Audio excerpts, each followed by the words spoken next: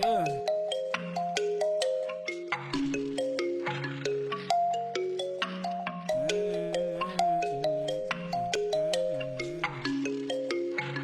Hey. I just couldn't work till I'm old. Yeah. I couldn't take it. I had to make it.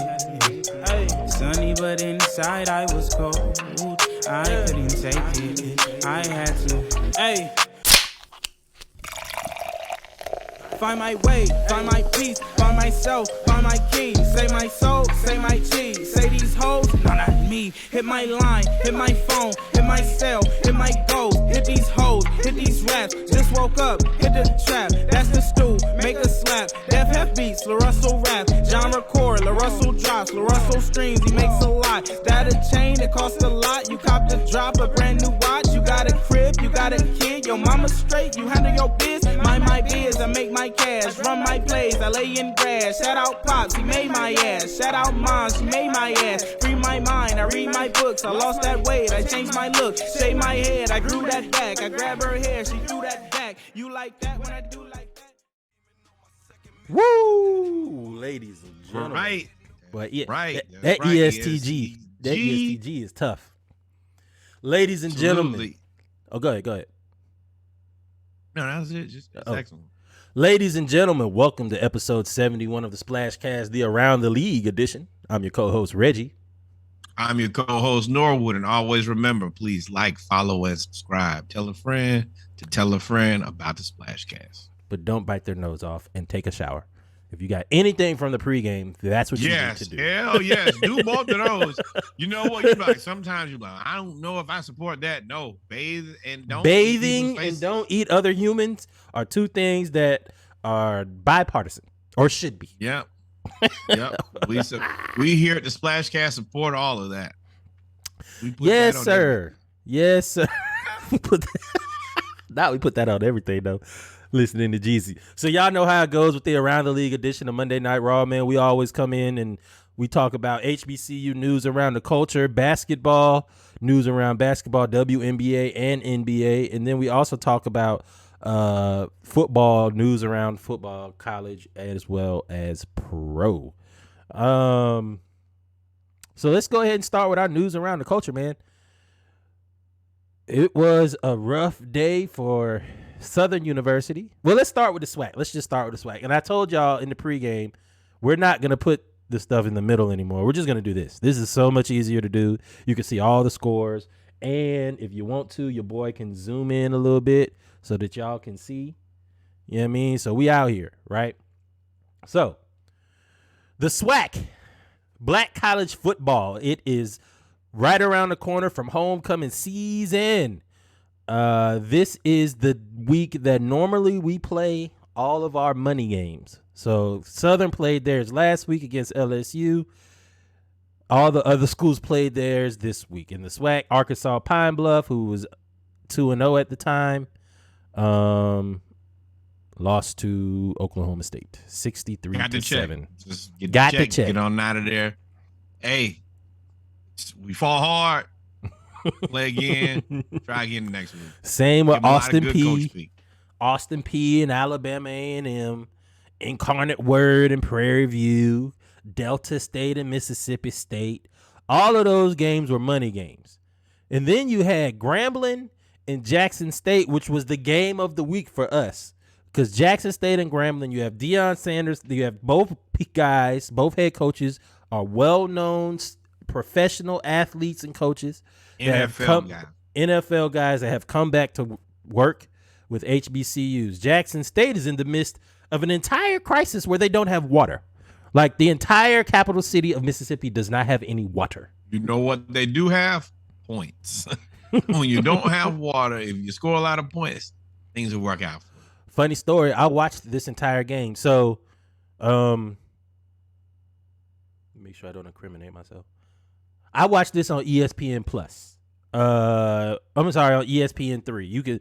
You can now pretty much gamecast most of your HBCU games now. They're basically ESPN3 is HBCU. ESPN HBCU. So I got to watch this game. Grambling, and if you look at the first two quarters, it was 21-17 at halftime. Very close game. Grambling got some players out there. Grambling, if you grew up if your parents had any affiliation with HBCU sports in the last 70 years, Grambling was there because of Eddie Robb and all of the wonderful athletes that he brought through Northern Louisiana. But in the second half, I don't know what Deion said. He was sick of it. He was fed up. They ain't released no video. They ain't released no, he be giving out the pregame speech with the bar stool and the sun. They ain't had no video. They just came out there quiet. Wouldn't know who put in hollering. Yeah. And I said, that was a big game. That was in the SWAC. So it's a big game because of the two teams. It's a big game because Hugh is I would say, like, in notoriety wise, Hugh's the next closest guy. I say Eddie George, but yeah. I mean, I don't hate either one of those. But yeah, I mean, but Hugh is more relevant more recently, but Eddie George is bigger star. I can see both. From a football standpoint, right? So Jackson State is overwhelmingly the favorite to win the East. The East, there's the SWAC East, Southwest Athletic Conference. You have the Eastern Division and the Western Division, similar to the SEC, right? The divisions are split by, I think it's Mississippi and Alcorn State. So Alcorn State, Mississippi and Alabama are in the East, and Florida. And then Texas, Arkansas, and Louisiana are all in the West. So not only is this about winning, Jackson State still has a chance to win the SWAC West. So now you've sent the message. If Jackson State wins the SWAC East and Grambling wins the SWAC West, Jackson State beat Grambling 66-24. That's a message. Shador, 21 to 37, 21 to 31, 357 yards and 4 touchdowns. The running back for Jackson State, 23 carries, 141. Mr. Wilkerson, 2 touchdowns. Grambling's receivers, especially Rash, had 4 receptions for 97 yards and a touchdown, and they had 2 100-yard rushers. One 100-yard rusher for Grambling, and he had that in the first half. Shador has such a good completion rate. He's so... I don't know what to think of Shador. He's really good. You know what? And that's what I really want to see, what like a pro scout thinks of him. Because he does kind of seem to play it pretty safe. But... No. He's got an arm. I mean, he's got an arm, but he's not a big risk taker, he doesn't throw a ton of interceptions.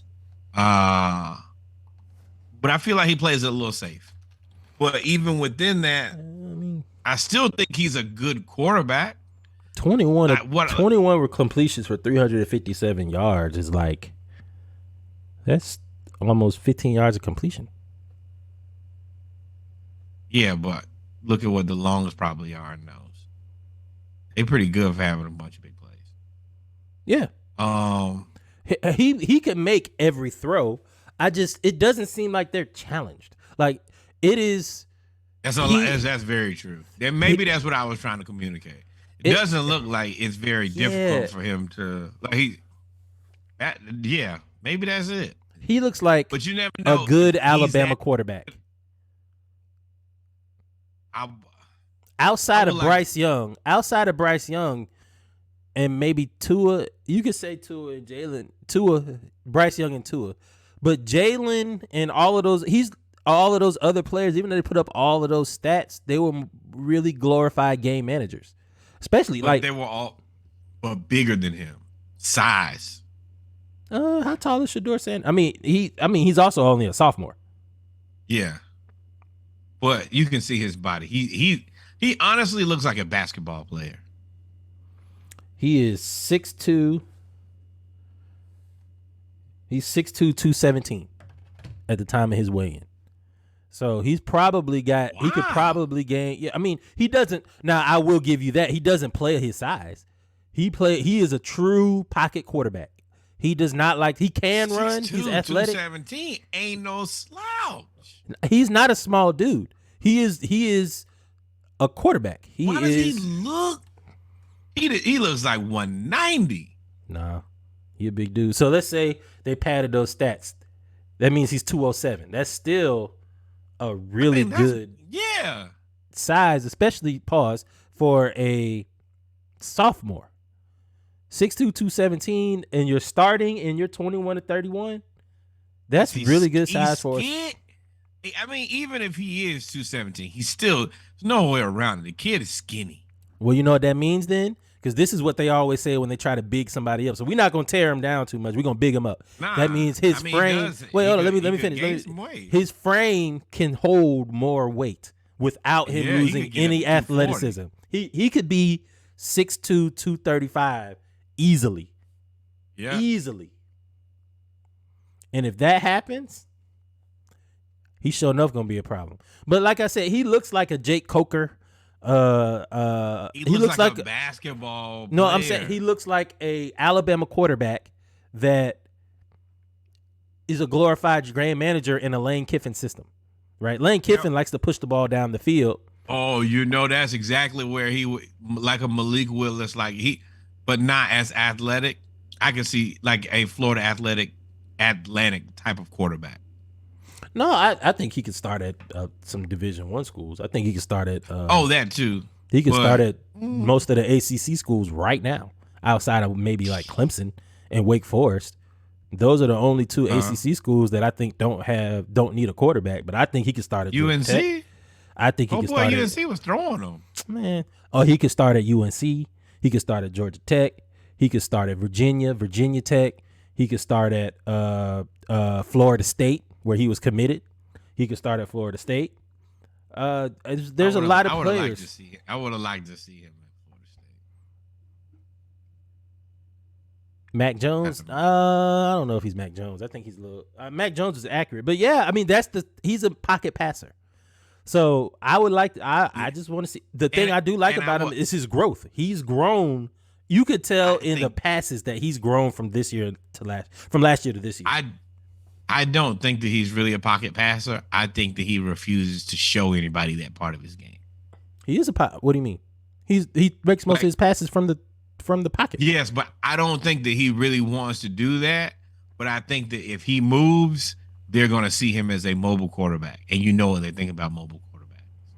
So I think that I think that he actually has the athleticism, and I think that once he gets to the pros, I think he'll use it more.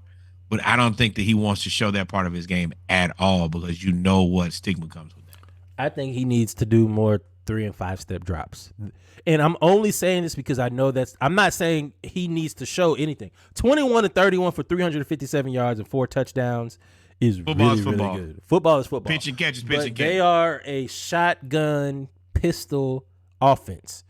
And what they're going to try to say in the NFL is that I need to see him do more 3- and 5-set drops so that you can run play action, which is not what they do.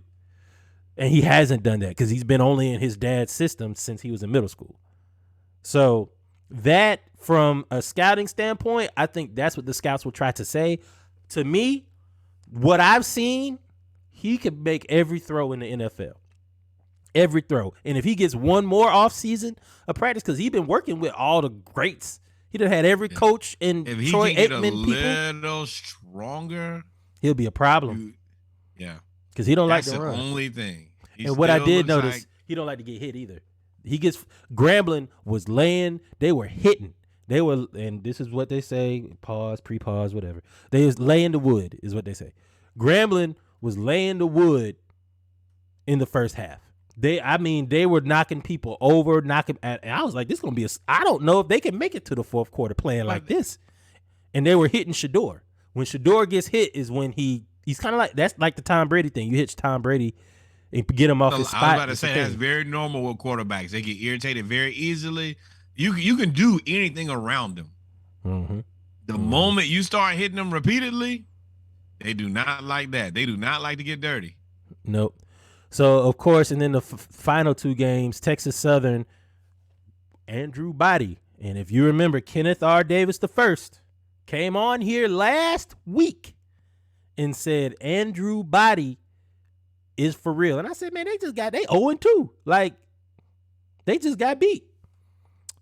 They came out there, and he was good, 16 to 22, 186 yards, 2 touchdowns. But that defense for Texas Southern, they look like the defenses that from the SWAC back in the 70s when they got all the good players. Like, they look amazing. And we gave them no chance. No chance. I was like, it's over. Not a chance. They beat them boys 24-0. And Man, the shocker of the day. Hold on. Let's go here. Because I got to put this on the big screen real quick so that y'all can see that this is a big deal. Oh, man. Don't steal my shine. Anyway, the shocker of the day. The shocker of the day. Alcorn State becomes the first ever SWAC school to defeat FCS. I guess that would be FCS school McNeese State in Mississippi. McNeese State is in Mississippi. Alcorn State is in Mississippi. And why is this a big deal? Let me explain to y'all why this is a big deal. Then I'll let you have your time. McNeese State plays a SWAC school like every year or every other year. They play a SWAC school and they beat the dog breaks off that SWAC school every year. And I mean, it'd be like 65-0, 38-0, 62-14. Like, they be destroying people. And I was like, all right. Alcorn State, who has been a powerhouse since probably in the last 5 to 7 years. I think they won the SWAC 3 years in a row before COVID hit. Came out there and beat McNeese State. Becoming the first SWAC school ever. Not only will that be big for recruiting, that's big for HBCUs. That is big for the state of Mississippi. That is a big, big deal. And there's some positive news coming out of Mississippi because we already said they ain't got no water. And you got NFL Hall of Famers stealing money.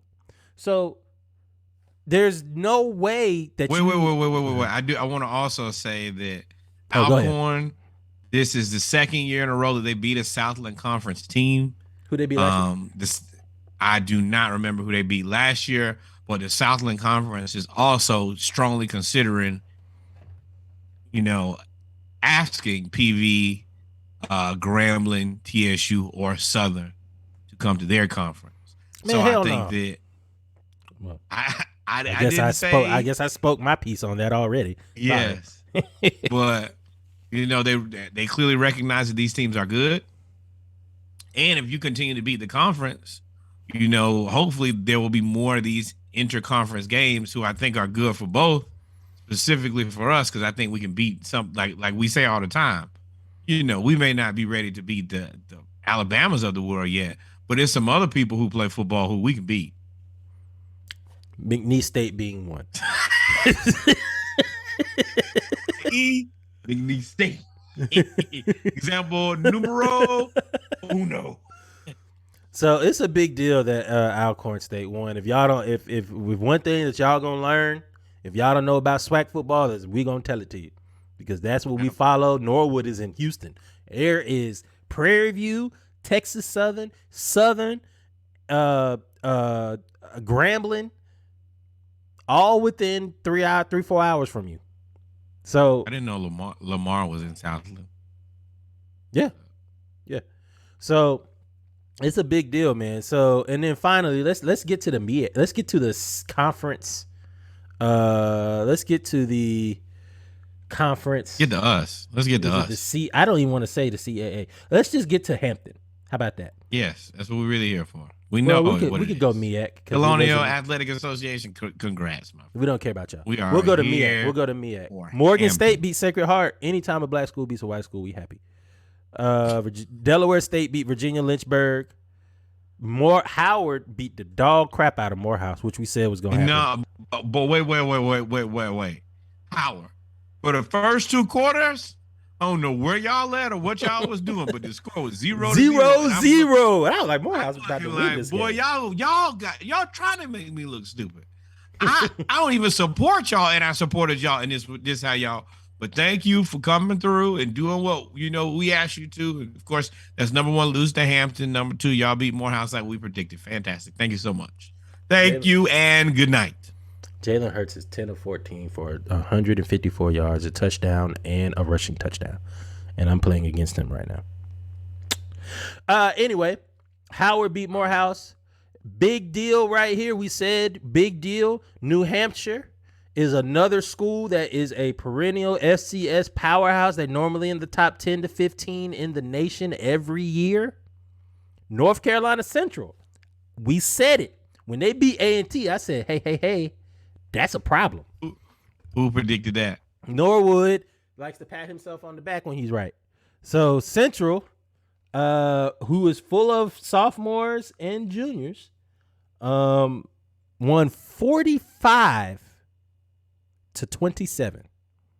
I'm going to say that again. Against New Hampshire, in New Hampshire. 45-27. The quarterback was Richard, 16 carries for 140 yards and a touchdown. Central got something brewing over there. Durham, I might have to make my way up there and go see a game. Might have to do it. Josh Allen is selling me right now. And finally, the game of all games. What is it? The Battle of the Bay? Battler, you know who it is. You already know who it is. And we just played that other team. That's how we reference all teams that play us, that other team. We don't even recognize them as an actual organization. You wanted to know about Hampton. What do? We won again. We are 3-0. 3-0. 1, 2, 3. 0 losses. 3-0. Celebrate that, man. Enjoy yourself. Your team probably ain't 3-0. We won. My team. It's the only we team won I got 17. 3-0. My team is 17-7. I'm sorry, my team. Hampton won 17-7. Sorry, Coach Odoms. You know I'm a fan of you from your days of coaching at Southern University. I think they ran you out of there for no reason. But you weren't gonna beat Hampton. Y'all are 0-2. Y'all look like y'all might be out of the race in the MEAC, even though you're only 0-1. So you still have a chance to probably win the MEAC. But the way I'm seeing it right now, y'all Central about to beat y'all like a drum anyway, and you still got to deal with that beast in Orangeburg, South Carolina State. They just had the week off. It might be tight. We wish you the best of luck going forward, just like Howard. We whooped that ass. That's all we needed to do. No, nothing left here. Yep, Zealous. Sorry to you and sorry to that man. Starting quarterback Zealous was 7 of 14 for 153 yards and a touchdown, and of course Copeland was. Starting receiver Copeland had 3 receptions for 111 yards and a touchdown because they were double teaming Jadakiss Bond all game, and they just left Copeland on the island. And you can't do that. You can't do that. Pick your poison. Do that. Pick your poison.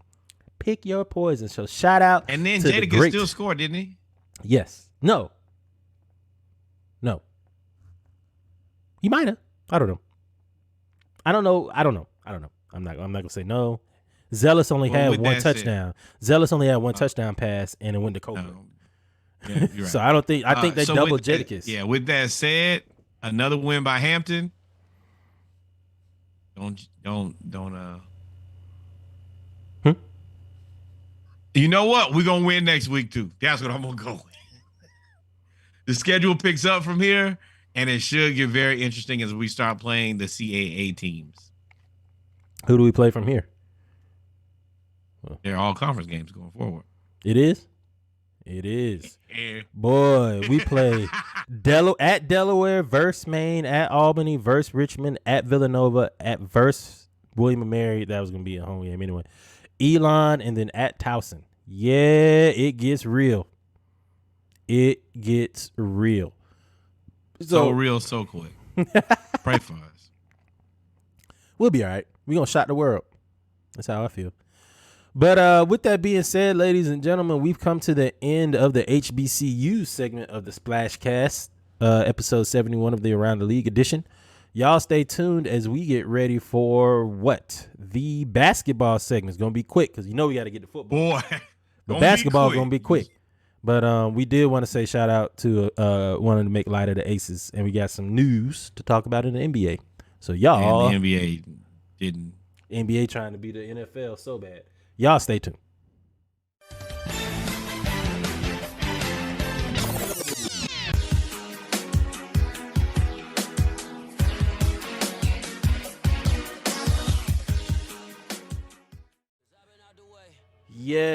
Yes, ladies and gentlemen, we are back. We are back with our basketball segment, news around the WNBA and NBA and college when necessary, of episode 71 of the Around the League edition of the Splash Cast. Do I have the sound on? I do. So we are good. With that being said, man, where we want to start? I know where we're going to start. We are going to give credit where credit is due. Shout out to the Las Vegas Aces, Becky Hammon becoming the first rookie head coach to win. Asia Wilson. Can you say that one more time? Becoming the first rookie head coach to win a WNBA title. Overcoming the odds. Didn't they lose Liz Cambage this year? Or she lost herself, I would say. That too. She took over the Las Vegas Aces, and Asia Wilson completes the trifecta of winning a gold medal. I think she's won high school championship, college championship, pro championship, and a gold medal, and an MVP in high school, MVP in college, MVP in the pros. Shout out to the Las Vegas Aces. And shout out to, hey, when we told y'all that woman could coach some basketball, and then you have teams like the Pacers who just don't even care about having a coach. They just have anybody be out there telling them people what to do. So congratulations to the Aces for making the right coaching decision. The rest of you guys are idiots. So here's the thing about this. The NBA, by doing this, and I don't want to bury the lead because I want to make sure that we give all proper props and love and respect to the Las Vegas Aces for overcoming the odds and winning the championship. But you got Finals MVP Chelsea Gray. And Finals MVP Chelsea Gray. Sorry about that. But you got proof of concept now, NBA. What? Proof of concept? You got proof of concept. There's a you go ahead. Throw this bag at me too. The money gonna have to come. But what I'm saying, but they got the NBA. If anything we know about the NBA and NFL is they got money.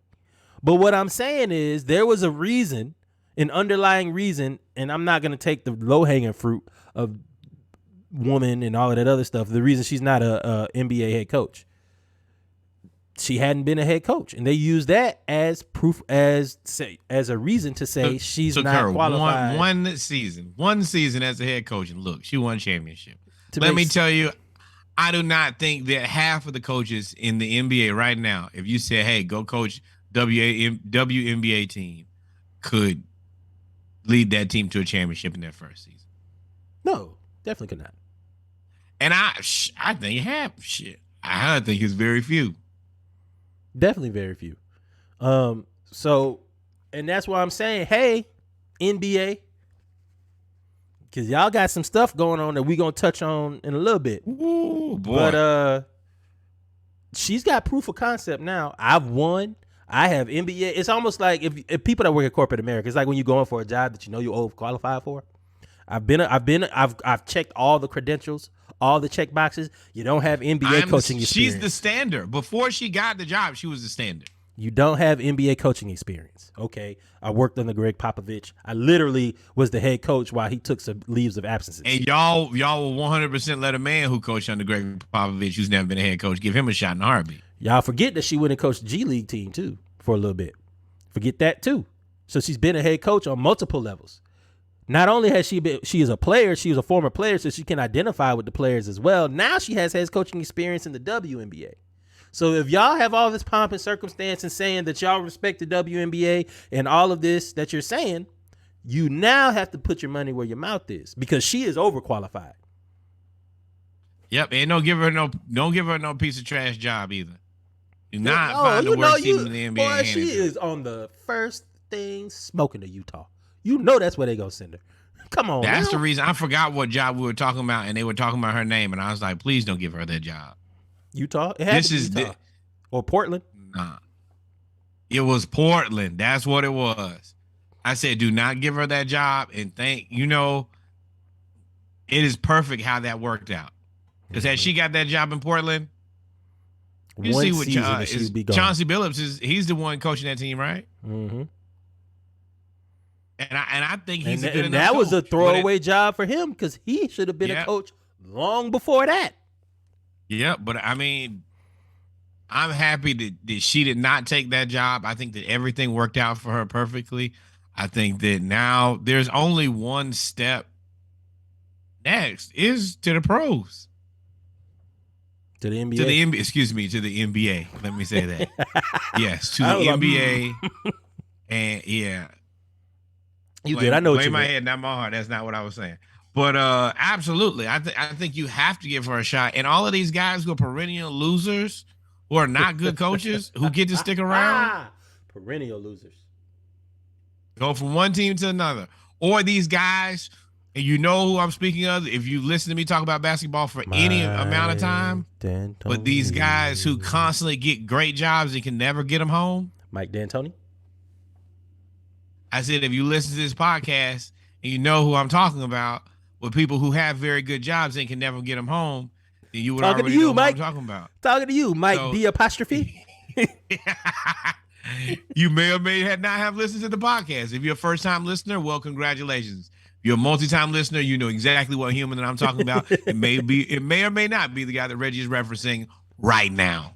See, Reggie don't have all of that. Reggie is definitely referencing Mike D'Antoni. That's who you can play coy all you want to. But let's get to the mess that is the NBA. PayPal, the Suns jersey patch sponsor, you know, the NBA, the reason the NBA has all this money and why the salary cap goes up every year, why the salaries of contract go up every year is because honestly, the NBA and the NFL will be following suit soon, is taking the soccer model where you literally get to rent out space on your jerseys. I know y'all seen it. Yeah. I hate it. As advertisement. I hate it. And get your money. I ain't gonna hate it. But I hate it. They says it won't renew its deal with the Suns if Robert Sarver remains involved with the Suns after this season. Not if he sells the team. Not if he doesn't sell the team. If they say he has any involvement at all. Well, you can't be offending minorities and women and then own an NBA basketball team and a WNBA basketball team. Yes, that is minority women and minorities. That's it. Well, I'm all for race relations and all of that. But the first thing that you can't do as anybody, owner, secretary, nothing, is sexual harassment. And some of the details that were laid on him. Well, I thought you were talking about expose yourself or you use the N-word. Did you read? At work. He so allegedly a male co-worker got down to pick something up off the ground and was on his knees getting something from under a desk. He came up afterwards while Buddy was getting up and lowered his pants as a joke. He has slapped women and men on the butt. He has commented on women's breast augmentations. I have already of a white. I'm not gonna say that. Doing everything that he should not be doing as a leader. I had to recently tell somebody at my job, hey, I'm different than everybody else here. This is one of those moments where it would have been different. If you think that that's what you think that you should do around me, oh, this is going to a different place. Especially the, hey, the poor guy on his knees trying to get up. Man, if that man would have whooped his ass, he should have been a whooped ass. I'm gonna tell you, cannot play with everybody like that. Oh yeah, made sexual comments about Buddy's wife. Like he's been wild. First of all, because I'm getting angry and I'm trying to stay calm. I'm gonna tell you, don't come Splashcast Incorporated. Do not play that game over here. You think you finna come over here and talk crazy, boy? I'm gonna let you know right now that don't happen. No, that goes into the bigger conversation. I was listening to the Bomani Jones podcast today with Dominique Foxworth, and the bigger conversation is that's what people of a certain demographic do when they think it's funny, right? That's like the frat boy of that certain demographic. You fall asleep, they take a picture of them. What does he say? Making tea on your face or drawing a penis on with permanent marker on your forehead. That shit don't happen as he said, on the south side of things. Over here on the south side, the worst thing you gonna do is get slapped with some cheese. That's about it. And then you gonna have to box outside. We gonna give you a chance to get your retribution. We ain't about to put that on TV, bruh. Like, sometimes you just gotta whoop that person at work and get a new job. I'm gonna tell you, if you think you're gonna expose yourself to me at work and think that I'm gonna come and think that the day, let me tell you right now, the day is over. As soon as you even, I don't know, man. I done lost words because I done lost my train of thought. I done got so mad because I'm a visual person. So if I done pick stuff up under my desk all the time, I'd be to knock you up. I'm different than the rest of these people here, and I just left it there. I said, "Hey, man, I don't mean nothing by that, but I'm different. You're not gonna play with me like you play with everybody else. Now, everybody else, it's only what they demand. But me, don't come over here around me or near me playing. I don't do that at my job. No, sir. No, sir. Do my job that they pay me to do, and that's it. You and this funny money will get whooped in here. Funny you play money with me. and funny business will end to a funny conclusion. I'm gonna let you know right now because it's gonna be funny. Ain't no funny business at work. Now, this is my job. Come on here, no funny business. This is my job. Nah, and what do black people say? The first thing you start messing with me at work, the first, hey man, this is what I do to feed my family. That'd be the first thing. That is your first warning. That's probably the last warning. Because I done told you, hey, chill out, calm down. I don't play like that. But when I tell you, hey, this is what I do to feed my family, that is letting you know that I'm willing to do anything for my family. I can play all I want to at work, but you can't play with me. No. Play with me, you done played yourself. Yep. But oh my God. As we said in the pregame when we were talking about multiracial Musty McDaniels not taking his showers, and we said that's not even the weirdest story. This ain't it with the NBA. You had two other teams that are being investigated for workplace harassment. You had not only did you have the Dallas Mavericks, Portland. Oh, Portland. Not only okay, we'll go Portland first. Whatever. Two up. The Trailblazers are investigating the team's president of basketball operations and general manager for alleged toxic, hostile work environment where staff members have been subjected to intimidation and profanity-laced tirades, amongst other bully tactics. When y'all be doing that, do y'all ask people who are you talking to? I just had a conversation with my sister today where she was telling a story where she was dropping off some cupcakes that somebody laid, and folks got to fighting folks at some birthday parties when everybody ain't cool, they be getting to fighting. And Buddy ran up on her and said, blankety blank, that raggedy blankety blank with you. And my sister said, who the fuck you talking to? Like, first thought. Rightfully so. Thought, like, who you talking to? Clarify. For clarification purposes, I want to know exactly who you're speaking Before I run you over with this car, I need you to understand that you're the reason. Before by Dre. Oh, wait, hold on. Who? And me, that's the thing. If I make a mistake at work, I'll be the first person. I made this mistake. I am Mr. Own Up immediately. As soon I did it, it's me, nobody else. Mm-hmm. I take care of this. I'll fix it myself. You get the respect. Got to get the respect. Yeah, and I tell people that all the time. Hey, man, if I mess up, I'll take it and I'll fix it myself without anybody else. I understand that. Now, the rest of y'all, not even going to get into that because y'all going to make me mad. But I'm going to take care of my responsibilities because that's what I am. And yeah, you cannot talk to people how you. We're not going to talk about the NFL and put everybody on blast for their workplace practices and not talk about the NBA. So then you have, and I guarantee you, if you're a basketball fan, you remember this, but they just swept that under the rug. Mark Cuban, with his toxic workplace environment, remember, he was under investigation all of 2020 and 2021. And they just swept that under the rug. Donnie Nelson, who was the president at the time, sued or is currently suing the Dallas Mavericks for toxic workplace environment involving his nephew. Yeah, they said it was his right hand man. Yeah. I guess he was saying he was just trying to get some type of get back because him and Don Nelson had a falling out.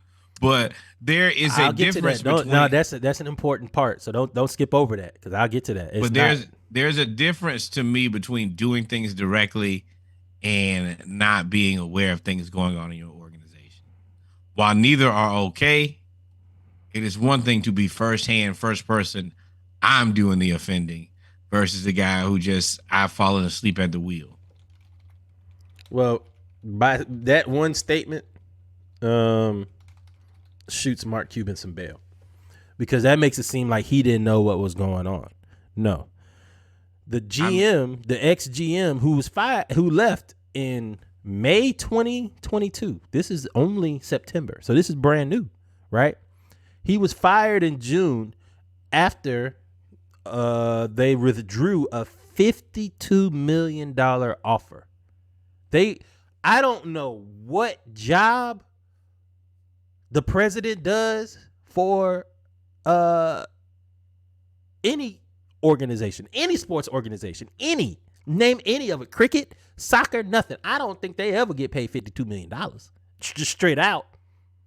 Not 52. Chunk of change. That's right? A chunk of change.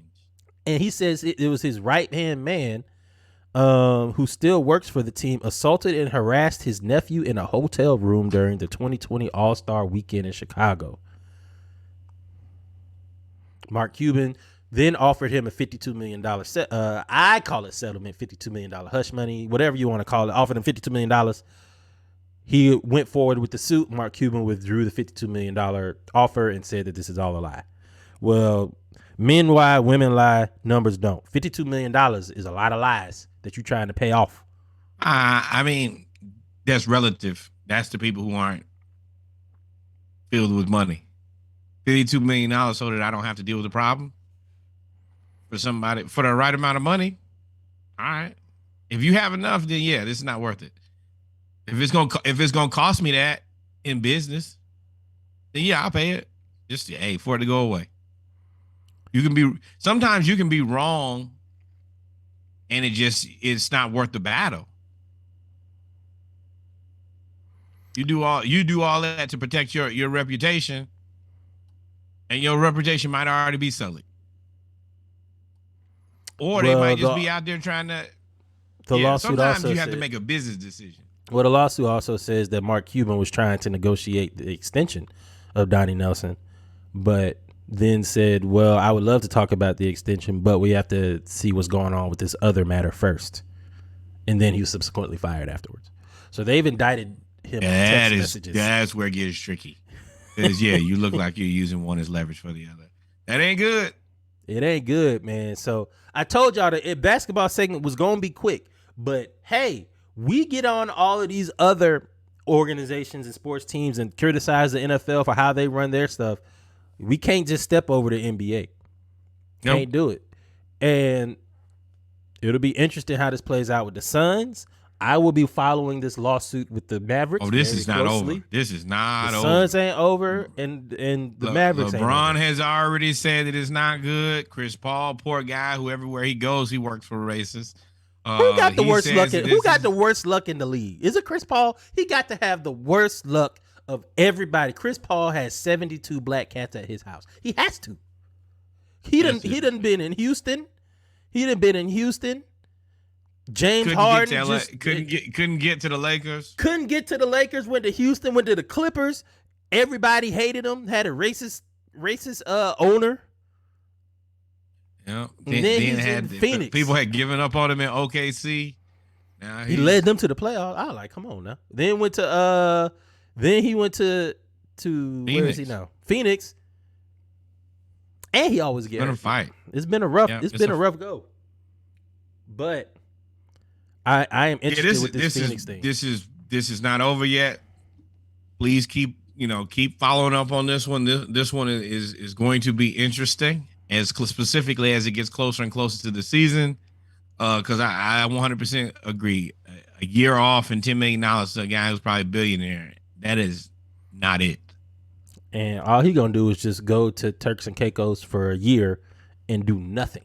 and chill and let this blow over. And He's probably gonna run his other business for a year, and then he's gonna come back. I'm like, okay, what's business, up? He gonna chill out because his face is detriment to his money. Oh, you're right. So he's gonna go to an island that he partially owns somewhere and gonna chill out, and then he's never gonna be seen at games again. And then all of a sudden, his son or great nephew or somebody like that's gonna be president and gonna come out of nowhere. That's how it's gonna work unless they remove him from the team, which they can do because money talks. Yeah, I just think that the players need to keep this one going. They will. They will. And this is a time for you to flex your muscle because you can. I mean, everybody else is kind of working in your behalf at this point. I'm sure that the secondary minority owner wants to be the man. I hope that he has some good intentions as well. He said this guy is just a terrible human. LeBron, you're kind of on the end of your tail end, and this ain't your team. Oh boy, you can really say whatever you want to about this. And you can really make it. If it's me, I'm making it difficult for Adam Silver. And by making it difficult for Adam Silver, then I'm going to make it difficult for that man. And Jalen Hurts is, Jesus. And the Titans are washed up, like I said. They are. I mean, I don't know if the Titans are washed up or if the Bills are just really that good. Or it could be a combination of both. I told y'all the Titans are 1 year past. Dude, them like them brown bananas sitting on your dresser. I mean, not on your dresser, but on your countertop. Time for them to go. Tannehill, your scamming is over, friend. No, grab your clipboard and grab your visor. Headed to the bench, my friend.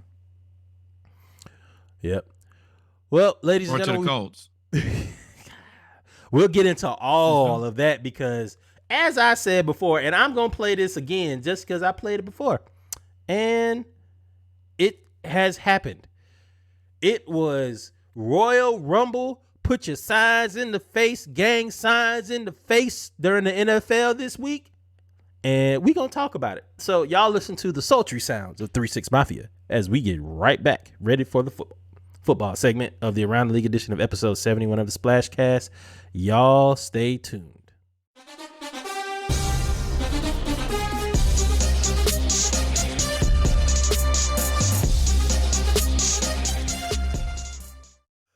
Oh man, but welcome back, ladies and gentlemen. And here we are somehow podcasting. We're adults. Who let us be adults? Still reminiscing. Welcome back to the football segment. Episode 71 of the Splashcast, the Around the League edition. Yes, I played 3-6 Mafia gang signs because, as we said in the pregame, and as we're about to talk about now, everybody's fighting for some reason. You got people getting the nose bit off. You got that's still funny to me. And then you had all of these fights in the NFL. Yeah, unless it's your nose is no longer there. Oh well, then I'd probably be in jail because he wouldn't. Yeah. But with that being said, Reggie is pressing charges and calling the authorities. Sure. That's what we gonna do. The charges will be self-defense. The authorities will come with the paramedic. Hey, you can't live after biting the tip of my nose off. Come on, man. No. You're gonna just spit it out and look at me? No. I'm gonna run you over or shoot you. Somebody got to go. The boy said, "Hey, I'm not a basketball player, but you finna see run and shoot." You are. Let's go. Let's get back to the football, man. So we're gonna go with the NFL first, or do you want to go through college? Let's do college first because I'm perfectly fine with doing college this week. See, I got this blue hat on. Oh man, it's a little Hampton dusty. and Gator blue, baby. Oh, okay. The Hampton side looks good. The Gator side look a little dusty. Myself, how I feel. But that's hate. But is it hate? Perfectly Is it hate? We got a W, and y'all did get a W. You did get a W. I mean, and you got a good body slam in there. So I will say y'all did get a good W. But let's can we address this real quick because me and my cousin were kind of having this discussion in the DMs. That's a good football play. Oh, the body slam? Yeah. Yeah, I mean, he ain't do nothing. I mean, the only thing that you could probably say is that he grabbed him by the shoulder pads here, but there's no horse collar in the front. So, I mean, it is what it is. Like he's 6'5". Yeah, he grabbed you right, grabbed on your you, neck. picked you up off the ground, and threw you down. I was like, well, I mean, the running back's 5'9", and that dude is 6'5". And running back is 180. Yeah. That dude is 380. Therefore, you are going to lose that battle every time. That boy made a life decision and a poor life decision at that. Yes, sir. But let's get into these games real quick. We're gonna. Goodness. Which games Can we do you have also on get here? in the fact that the Bills are just whooping ass right now? Do This not boy let this Josh nigga Allen Derrick. is Do not let this touchdown brother after Derrick Henry. touchdown. Do not let Derrick Henry do anything. There's nothing he can do now. They down 34-7. Throw the ball, Scammer Hill. Show us Yeah. what you got. And Jalen Hurts. And they is throw. going They crazy. pitching left on 34-7, boy. You know you. Jalen Hurts is going crazy. But with that being said, man, let's go through these college games real quick. Nothing really to write home about. Oklahoma beat Nebraska. Notre Dame beat Cal barely. Oregon beat BYU. Hey. Oh, wait. I remember telling you that Oregon was going to beat BYU. Is that I the said game their you want to speed play? was gonna Is be- that the game you want to play? Is that the game you want to play? We want to discuss the games that was important. Go ahead, brother. I Tell me figured about out that- Oregon. Tell me about Oregon. Oh, you know that was somebody. Go ahead, brother. BT, snitch head, brother. Tell me about Oregon, brother. But nah, I mean, I did expect Oregon to win this game. I was pretty confident about this one. I'm glad that I bet this one. But You the didn't speed bet was it? just too much. You didn't bet that game. You just Yeah, we picked did. the game. No. That was the 3-on-3 bet. I know. Oh, that. yeah. That was the thrill. You're right. Exactly. So Oregon Relax. did beat BYU. Well, you relax because I picked Penn State, and you picked Auburn, and Auburn got shellacked at home by Penn State, 42-14. But what did I say about Auburn? You don't know who you're getting. Might get their ass whooped. They might beat you. You never know. It's 50-50. Buffalo. It's the reason it was a good bet. And there's Scammer Hill throwing a pick six. Yo, sneaky. Sneaky. But we gonna get there, Sneaky. I'm glad you high-fived me on that, but we gonna get there. Colorado, Minnesota don't care. Appalachian State won on a Hail Mary. App State looking like the power. If they didn't lose to North Carolina, they were going to be this year's Cincinnati. But they lost to North Carolina. A&T and Duke, LSU, Mississippi State. Michigan State got upset boat race by Washington. Wait. Once again, my apologies to Duke. Oh, yeah. They must have been listening to the podcast. I still put them on a MEAC schedule, and they said, "Wow, beat the MEAC out of you." Damn, they whooped the Aggies so bad. I felt bad for them. I felt like I got them jumped or something the way they got beat by Duke. So humblest apologies to everybody. Sneaky is a hater. Kevin is an assistant hater by just laughing out loud. We didn't need that. Continue on, my friend. Well, let's get to SEC scores. So Georgia played South Carolina this week, and it was supposed to be a trap game, allegedly. Georgia's defense had not allowed a touchdown all year. Nope. Dropped the Hey, can you touchdown. actually can you all actually take this down from this screen for a second? I need a moment. Why? I would like to. I need to speak. Okay, yes. Where are the South Carolina fans? Now I know that they exist because I've heard them before. I've heard them speak I about heard their them. team They before. come around and play Sandstorm whenever they play. I us. know that they exist because I've heard them with my own two ears. But I will tell you, that ass whooping that Georgia put on South Carolina, you can't even find a South Carolina fan. You can't. USC now You means got a couple universities. frat brother friends that are South Carolina But fans, right? can't find them, ain't heard them. I don't have South Carolina. Whoo, no. That team, I don't know nothing about them. It is Where you good. from? South Carolina? Who's your team? Miami? Like, wait, what? Wait, hold on. Draw down. That was a Davis quick scope.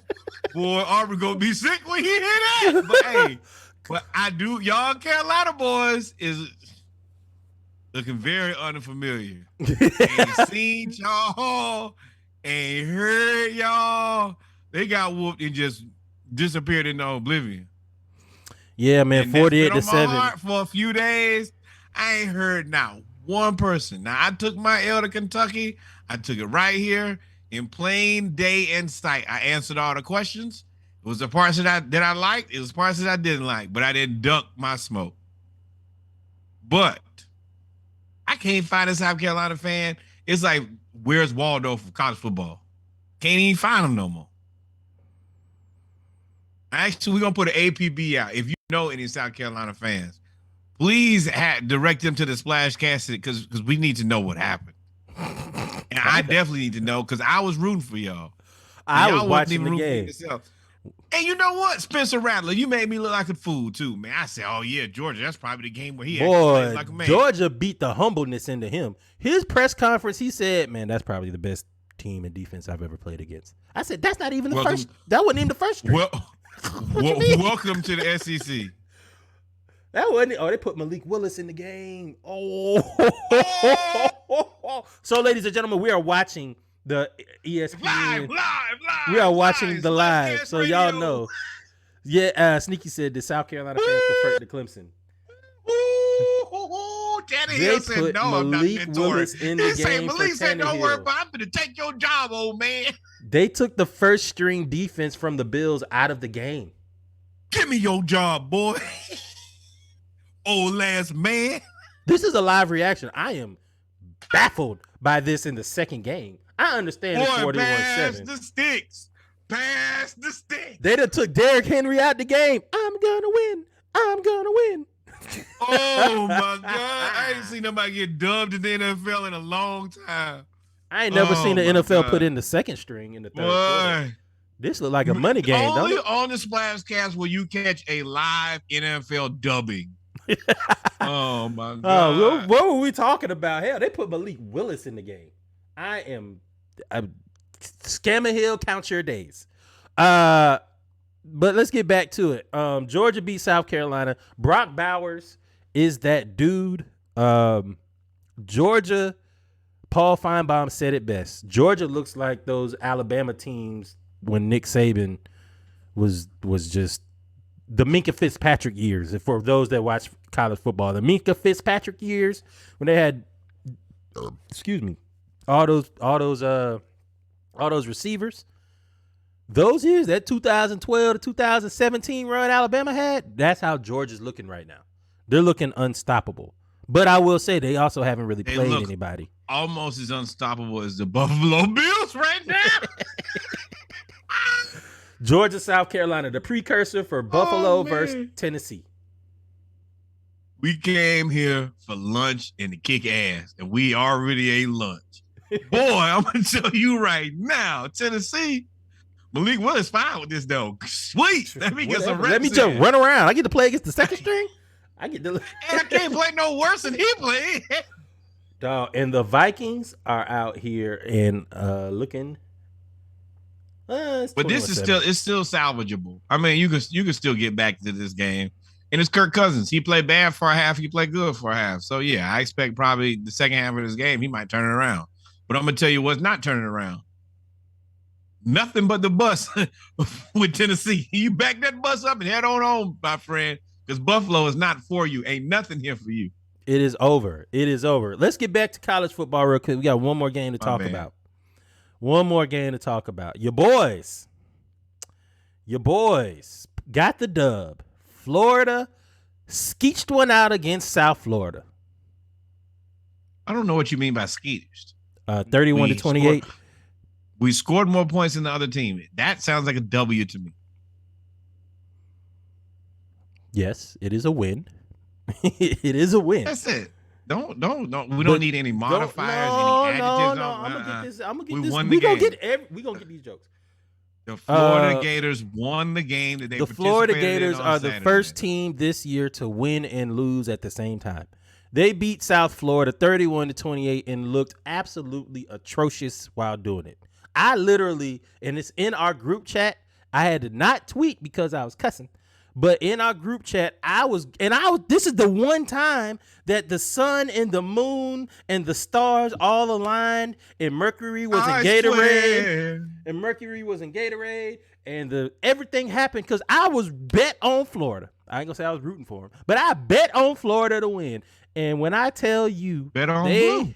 did everything possible to lose, including Let me ask not you throw one question now. touchdowns. Including not throw touchdowns. When you bet on Florida, did they deliver? Yes or no? Yeah, they won. Okay, Actually, I'll say Florida. Show me the baby. You know me, man. Show me the baby. The hooping and hollering, I don't need to hear. Results based. So you were the one that said Anthony Richardson was better than Stetson Bennett, right? I've been waiting on this all week.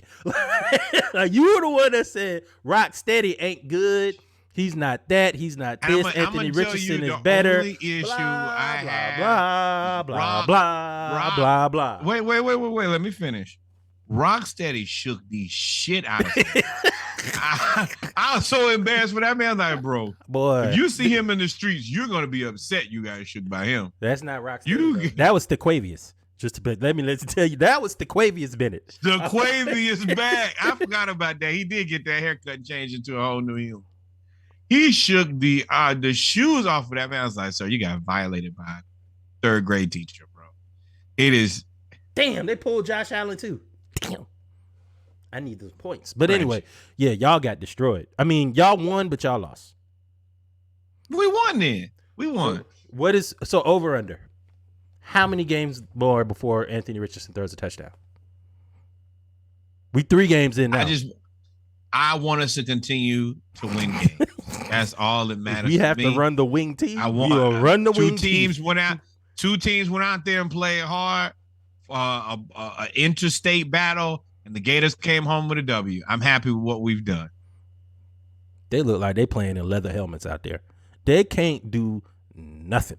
Like, Says the team that won you some beers. That's and the audacity.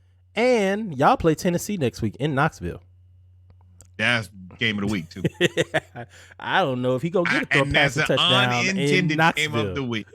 Yeah, because Ryan Tannehill, 11 of 24, 117 yards and 2 interceptions.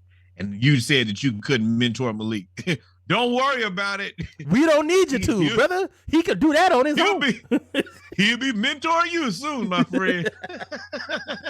I love that. Makes me so happy. Don't be a hater your whole life, man. Help people out when you can. Because that shoe will find a foot, and it will not be yours. It will not be yours, man. So college football, man, it was a pretty pedestrian day compared to last week. There were so many upsets. But this week, there weren't any that I can think of. We saved them for the NFL. Don't worry about it. Oh, I'm sorry. Washington beat Michigan State. That was the upset. I don't consider BYU and Oregon an upset. I will say Texas A&M did everything. Miami, their defense looks like the Miami of old defense. They were out there hitting, talking noise, and doing everything crazy. The offense, specifically the quarterback, I don't know what Tyler Van Dyke he's supposed to be the man. Doing. Yeah, Tyler Van Dyke transferred in. He looked just totally overwhelmed playing against Texas A&M. And Texas A&M wasn't even playing that well. They only scored 17 points. But Miami just kicked 3 field goals. You know how mad I would have to be? Oh, my God. A steady rock. I didn't see what that – my eyesight ain't that great. I didn't know what that said at first. I was like, oh, Lord. Oh, that's another question, too. Let me see. Did Richardson have any tackles? Oh, by the way, Anthony Richardson is the only quarterback in the memorable history, recent history, to have more tackles than throwing touchdowns going into week 4. One thing for sure, if he's going to throw the pick, he's going to go get the tackle too, I think. He definitely got the one in this game too. Like, damn, boy, you can tackle though. That boy can tackle. That is where the joke is. I will put some space at the end of the song so y'all can rap along, shoot all your shots. That should never be a quality that you look for in a quarterback. That guy can really tackle. That is a problem. That means that he's had plenty of opportunities to tackle people, and that also means he's been successful. All of that. Not good. That is problematic. Shoot all the shots you want. Oh. But I'm going to tell you, it is defensive players right now who I know cannot tackle in space as good as Anthony Richardson. Anthony Richardson is tied for 6th on the team lead for tackles. Yo, pro football. Pro football. God damn. I don't believe that stat. Hold on. Damn, you lucky I just pressed the X. No. Hey, Jets, Browns. All right, let's go to these scores. Damn, Anthony Richardson. Every week, y'all embarrassing me, man. Man. And you know what? That's the real that everybody liked, to see me in just pure unhappy disarray because all of my teams are falling apart. Anthony Richardson tackle better than all the quarterbacks in the SEC, I'm for sure. He got the most practice. Let's get to the NFL, man. Yo, NFL scoreboard. Tennessee is looking terrible. They look like the little Giants out here. Terrible. Buffalo is assaulting them. Who got the Bills defense? That's who I need to know. But Buffalo is up 41-7. Oh, you know that Bills defense is the one that I wanted. Kevin has that, and they definitely let's get about 40 points. Please, but, Lord, let's get to football. Hey, we talked about Chiefs Chargers. That was one of the better games. Justin Herbert has cracked rib cartilage, so it's a pain tolerance. Perfect game for me. I'm gonna tell you why. Justin Herbert was playing behind. Well, he got up early, scored a bunch of touchdowns, then had to play from behind. So they had to play very aggressively on offense the whole time. And, of course, Jarek scored a touchdown. So, yeah, and the Chiefs won. You probably can't write it any better than that. For me, everything happened exactly how I needed it to. Congratulations. 2 teams played hard. Jets-Browns turned out to be a really good game. Yeah, unless you're a Jets fan, you lost to Joe Flacco. Oh, you mean a Browns fan? I lost to Joe Flacco. Yes. Terrorizing you. I'm so confused that this happened. And I hate to say it, but I don't think that Zachary Taylor Thomas wins this game. Who was the And please don't ask me to ever respect that man's name. I don't know. I think that Flacco's experience is probably what got him there. I think that Zachary Taylor Thomas probably tricks this off. I think that Garrett Wilson is that dude. I also think that the Browns need to make a move because Amari Cooper had a hell of a game. Where, to Baltimore? Huh? I said the Browns need to make a move. I mean, that was a Ravens joke. That was a good one. I'm gonna tell you that was a good one. That caught me off guard. If Cleveland fans hear that one, they will take that. Boy, Tremaine about to be on your line, boy. I'm gonna let you know right now.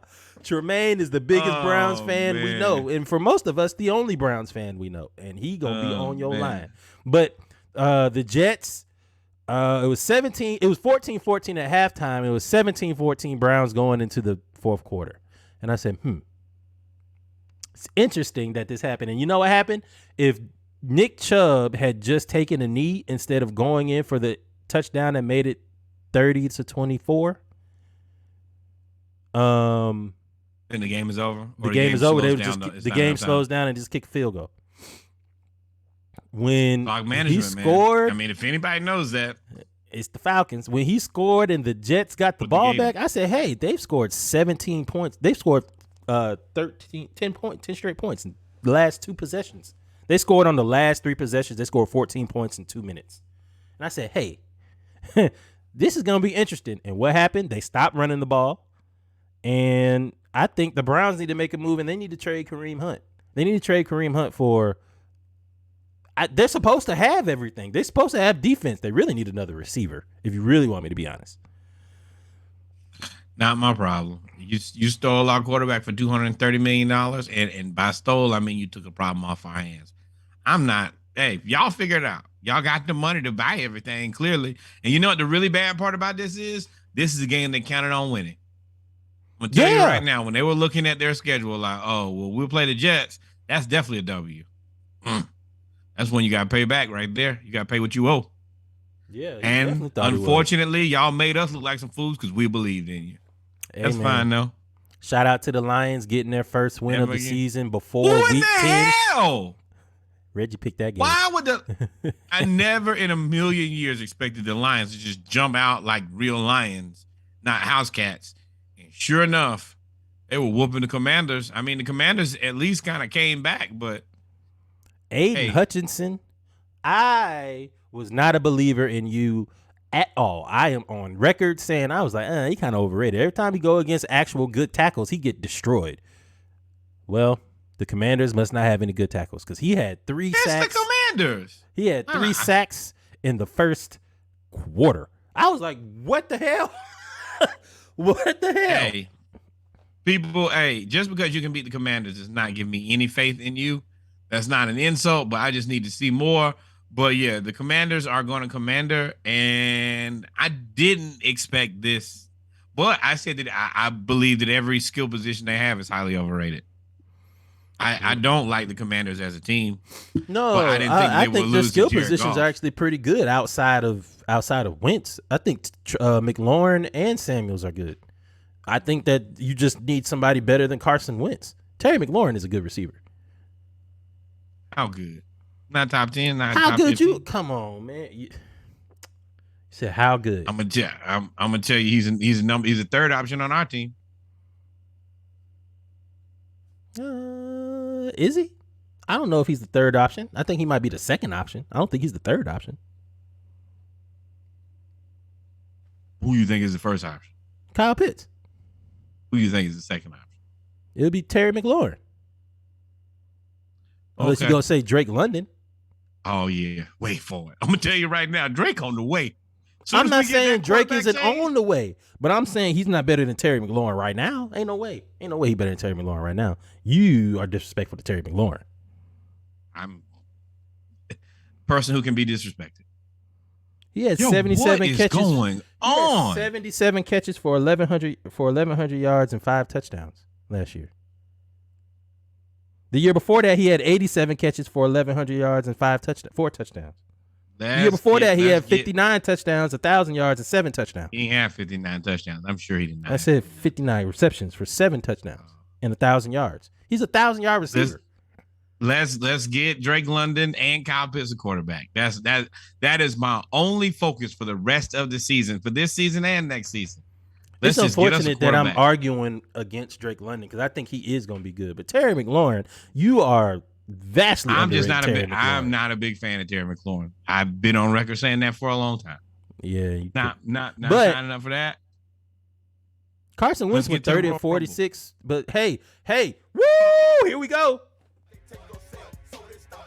He better than who? Let me get on in here. Yes, sir. Y'all knew what it was.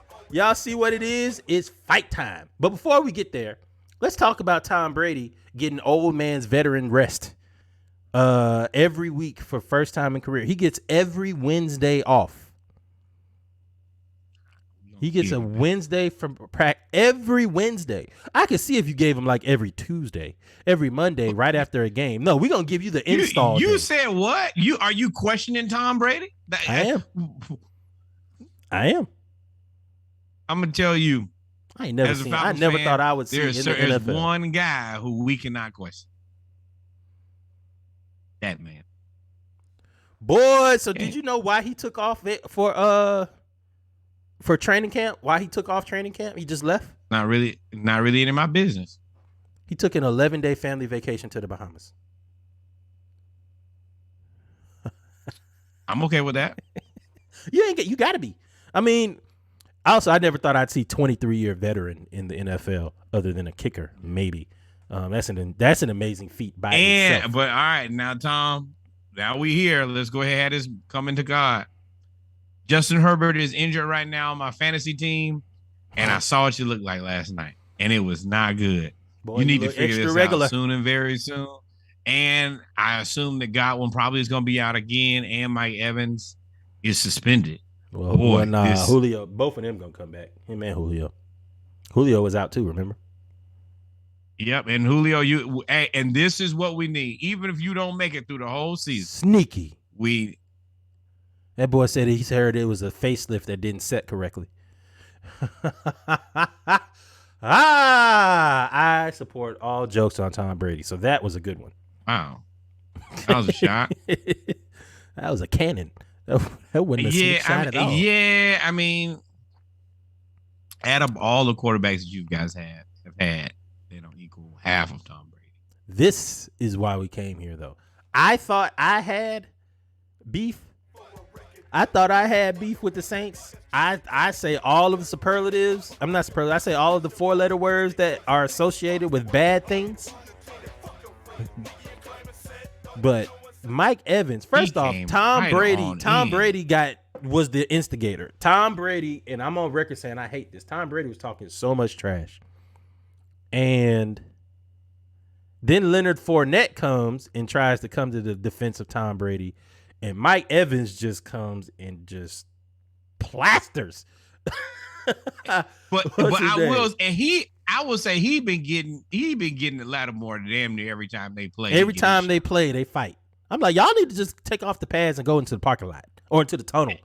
But that's one of those that I actually like. I think that there's beef off the field. Like, nah, when I see you, we're gonna keep that same energy. And yeah. I think the Lattimore, you should probably keep your head on a swivel because he be getting to you. Regularly. Every time.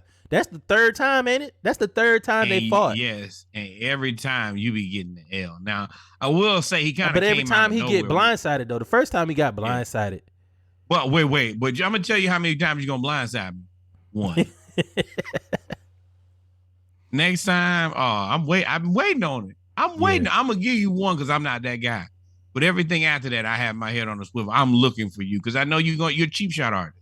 Definitely if you get me twice. Yeah, I'm gonna let you know right now. I'm cheap shotting you on the third one. Hey, Coach, boy, I'm taking that ACL out, boy. So I'm first play of the game. I'm taking that ACL out, and I'm gonna step on your ankle like Ndamukong Suh.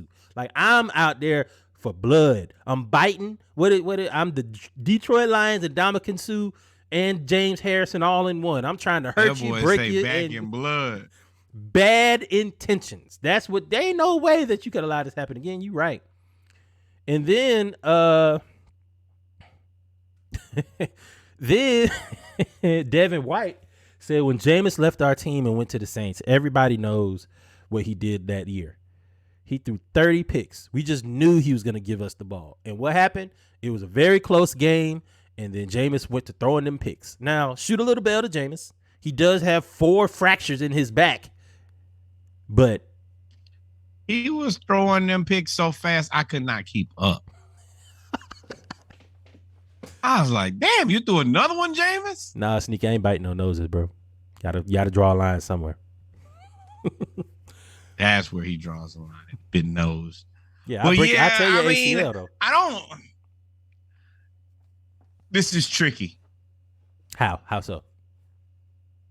Because this shows that there ain't no friendship in football. Oh, yeah. It also shows that they really might not have liked Jameis.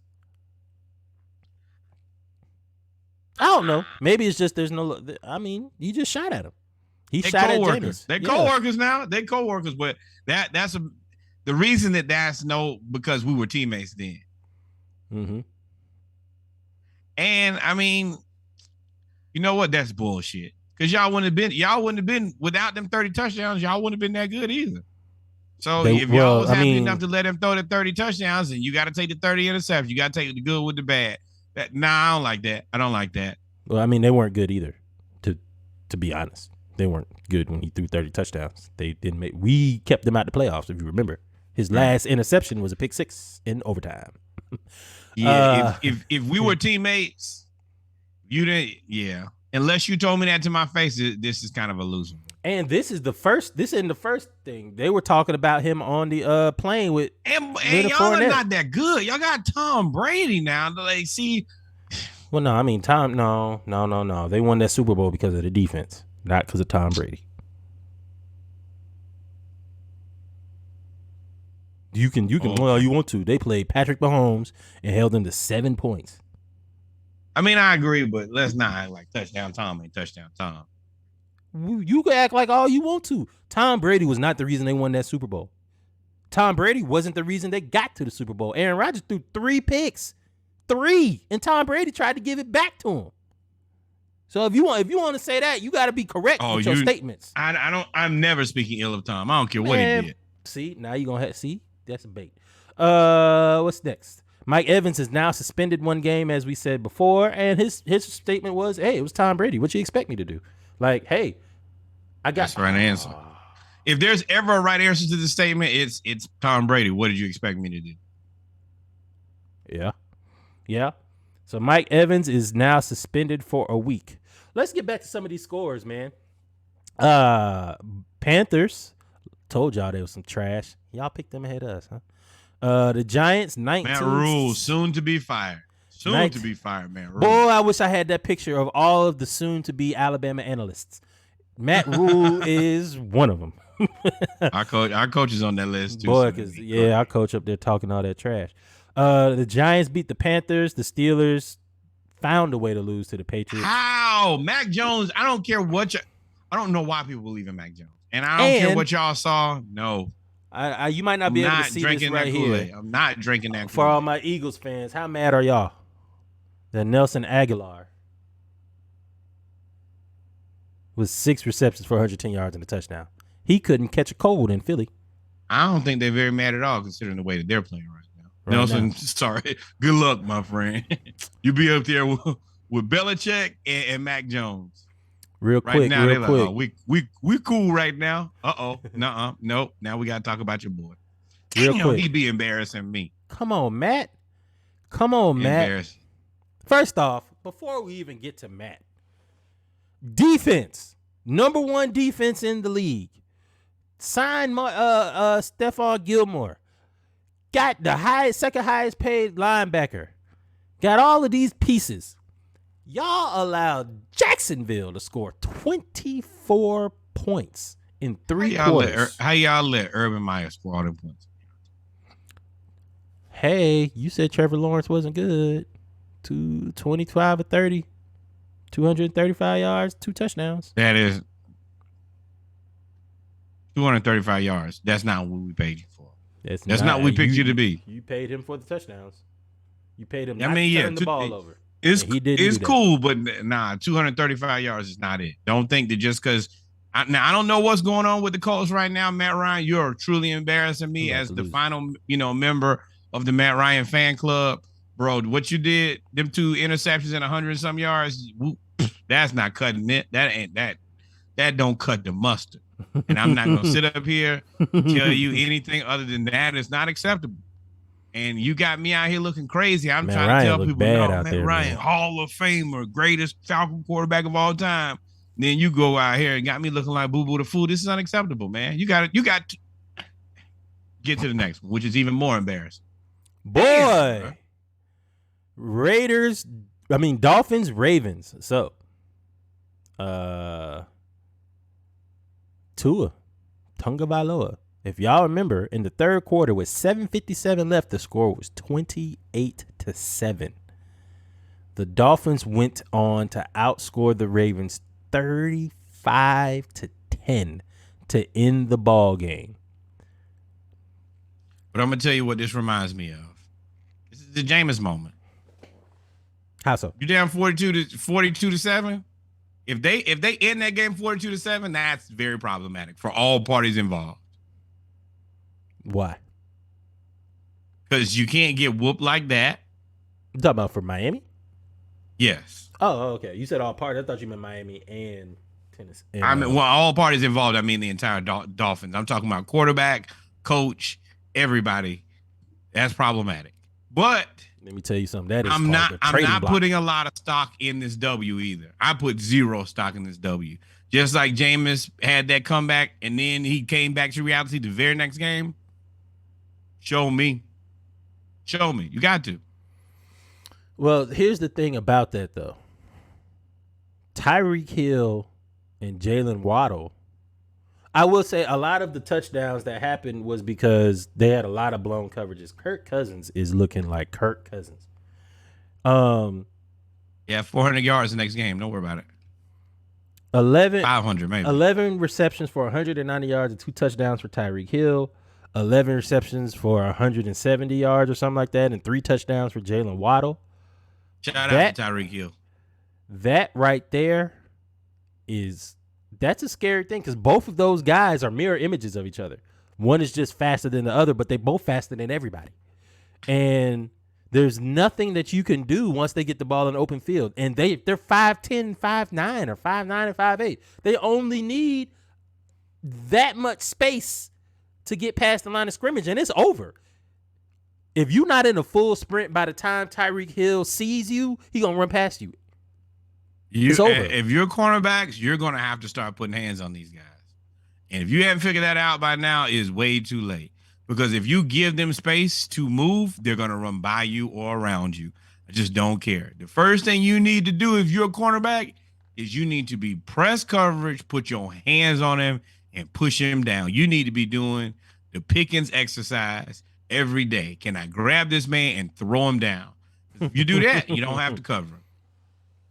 So it's interesting because there's two things. Lamar Jackson threw for 350 yards or 300 yards and rushed for 119 yards. He was literally the entire offense for the Ravens. And we said he doesn't have anybody to throw to. Rashard Bateman looked good, but that was what concerned me about that highlight was that was the only receiver highlight we saw. Devin Duvernay was a kickoff return. Then Lamar Jackson ran for 119 yards, and 70 of them came on a touchdown run. So I said, hey, there's no other highlights of receivers in this game for Baltimore. And I told y'all that they don't have. They'll never have enough wide receivers at one time. But Lamar, you can't. If I give you 119 rushing yards, 350 passing yards, I've done my job. That's the reason when I saw the little meme that said y'all lost, not me. 100% right. I can't lead the team in all offensive categories. I got to throw the ball. I got to run the ball. Hell, you want me to throw the ball to myself and then go play receiver? What the hell? What are you other guys doing? The 53-man roster and only one of them is really doing anything. But that's all right because y'all going to pay me anyway. Lamar and his mama just like, boy, he finna be Scrooge McDuck with so much money. Just jumping in. And y'all can't lose and go broke in the process. Well, that's an interesting dynamic because when it comes to Lamar, that's a decision. It's an interesting dynamic because for so long, the market reset happens every year, right? But the reset normally happens at a fixed amount, right? It's normally normally like $2 to $5 million. The next person goes up $2 to $5 million a year. The next year, the best quarterback, when he gets his contract extension, goes up $2 to $5 million a year. You went from $150 million to 238. If you look at it, this storm gets perpetually worse and worse every time. So you, number one, have one of the guys who has probably the best start in NFL history, Pat Mahomes. Bam. That's problem number one. He gets paid $500 million. Then you have Dak, who is a underperforming, mediocre player who gets a ton of money. Bam. This is another big problem in my life. Then you also have the Watson fiasco situation, which turns into, hey, I need $230 million cash, which is just making this machine, like making the storm worse and worse and worse. Then you have Kyler, who gets paid, who basically hasn't really proved anything. So you see this value keep going up, and you still haven't been able to purchase yet. And by the time it's time to negotiate, you're going to have to wreck your salary cap in order to keep him, but you can't afford to lose him. There's nobody else to get. At that point, you know what I would do? No, because essentially you're going to have to franchise tag him, and hopefully you can negotiate a contract, but you got to franchise tag him immediately. Okay, you know what? And that's $42 million right there. But that is the problem right there. Once nobody ever comes back from the franchise tag. I think the first person to do it happened within the last year or two. I can't remember who it was, but somebody did just come back from the franchise tag just this year. But we're also watching the franchise tag at work as Kirk Cousins is down 24-7, and all of his money is guaranteed. Shout out to Kirk Cousins. That is the problem. He's going. There is no good situation for this. Hall of Fame. And the other part is Kirk Cousins is another big issue for you, because you got to just pay him through the nose, and you're going to lose. You're going to take this L. You just and the bad part is you trying to negotiate with him, and he really just not talking to you. He has removed all of your power. If they could pay him tomorrow, he will be paid. And the fact that he's getting 400 yards a game is just not helping them. I'm just so happy because so many teams passed on him and left him and his mom in that green room. That is the thing that truly makes me happy is when. So are you happy about Aaron Rodgers too? Yeah, I was happy about Aaron Rodgers. I'm happy to see any time that the underdog or the person who's counted out. Now, if you just also happen to be an awful human, that has nothing to do with me. I'm not relinquishing my morals and beliefs just because you're a terrible human. That's on your own time. You do that, Joe Rogan.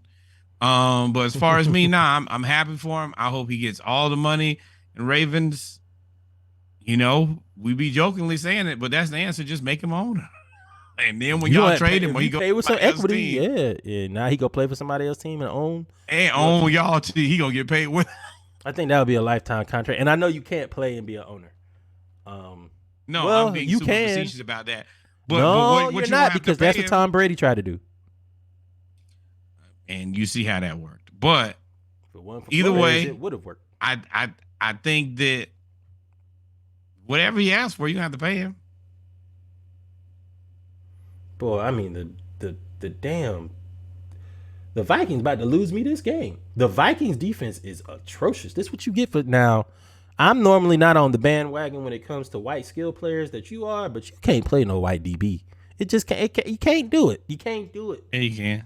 You can do everything. We are an equal opportunity employer. Let the best man play the job. Speaking of letting the best man, great segue. Speaking of letting the best man play the job, Jimmy G about to get paid, brother. So Jimmy G got a $350,000 bonus after yesterday's win. He gets $250,000 for every game he plays where he plays more than 25% of the offensive snaps, plus $100,000 for if the 49ers win the game. We're in game 2? So 2 to 17 is 16 games. Divided by 4, I mean, that's still not a bad thing. That's $4 million. But this is what. Oh no, this is a bonus. Ha! It's not even his base salary. Bonus? No. Those are kickers. But this is the thing. I remember a guy specifically saying, "Hey man, one thing I've learned about the NFL is you stick around, you keep a positive attitude, you'll get a chance." How long did it take? Well, I mean, also I want to send T's and P's to Trey Lance. Nobody likes to see people get hurt. Nobody likes to see people get hurt, and he broke his fibula and tore a ligament in his ankle, and he had corrective surgery today, and he's on a 12 to 16. From whatever it was, they said they could. Oh my! What? Eagles defense is like a monster right now. But they said essentially whoever saw it, and I had multiple people who I guess saw it. They all said the same thing. As soon as you see it, you know that it's broken. It looked like Dak's ankle. You know that it looked just like Dak's ankle. Oh, you looked. See, I don't like to look at stuff like that. I take your word. I didn't mean to. They showed it. Like I was watching highlights. I didn't think on ESPN and all of them normally don't show that stuff. They'll show the cart. Yeah. He laid down. He rolled over. His ankle was still. His foot was still like he was laying on his stomach, but he was on his back. I said, "Ooh, that's season ending right there. It's over. It's terrible. That is awful." Yeah, man. I mean, that's the reason I said it. You don't want to be that guy, but that's how the NFL goes, specifically with a team like this trying to figure out their offense. And Jimmy, I mean, the good thing is you didn't trade him. Could have traded him for Drew Lock, and then you'd have been stuck. Speaking of winning and losing, the 49ers won by keeping Jimmy, but they lost by keeping Jimmy too. And they won. Well, I don't know. They lost with Trey Lance. They just lost. They 4 draft picks in, and he's played 1 game. So I mean, it is going to be. That's another sub story when it comes to the NFL season. Is what do the 49ers do after this year? You either have to sign Jimmy or you got to recommit to Lance. What are you going to do? You can't re-sign Jimmy, but you're lucky to have him. That worked out in their favor more than why you can't re-sign Jimmy? Because you've already used the draft cap on Trey Lance. So what if they make it What if they make it to the NFC Championship game again? That's a hell of a resume to turn away. Super Bowl, NFC Championship. It's only a hell of a resume to turn away if he's instrumental in helping you get there. So far, for the most part, as much as Jimmy G has won a ton of games, I don't think that there's anybody, including probably himself, who says that he's influenced a lot of these games. He's been there. He's been present. I can tell you now. You tell me. Do you think he's been very influential in winning them games? I can tell you that you put in Trey Lance and they were losing, or they only had 6 points. You put in Jimmy Garoppolo, they scored 21 straight. I can tell you that Jimmy Garoppolo has a proven proof of concept. He's got proof of concept. You're looking at 2 different things with those 2 players, though. You're looking at Trey Lance, what he can do for you in the future, and hopefully be one of the best quarterbacks of the future of the NFL. Jimmy G, you know where your ceiling is, and it's not a Super Bowl. It's probably about maybe an NFC Championship if your team is really good, but probably not even that. But now, will he get you there? Sure. But he's never getting you over the hump unless you believe otherwise. And you think Trey Lance is? I think that the upside on Trey Lance is much higher. You would, for what you spend in draft capital. Why? Why do you think the upside on Trey Lance is higher? Hear me out. I don't. Our beliefs are minuscule. If you spend that much draft capital on a guy, you better believe that he can get you home. If not, then why did you spend all the draft picks? Well, I'm gonna let you know right now. Because I agree with what you're saying. Do I believe in him? No. But it's not my job to believe in him. Well, then you're now criticizing the 49ers of how they handle this situation too. Because I don't know I don't know any team, love Big Mama. I don't know any team. She's an English major. She's an English professor for that. So when I have bad grammar, I feel her hit me in the back of my neck like when I was a kid. I don't know any team that has spent 4 draft picks on any player and that player didn't play, which is amazing to me. They spent 4 draft picks on a player after the player that he's supposed to replace took you to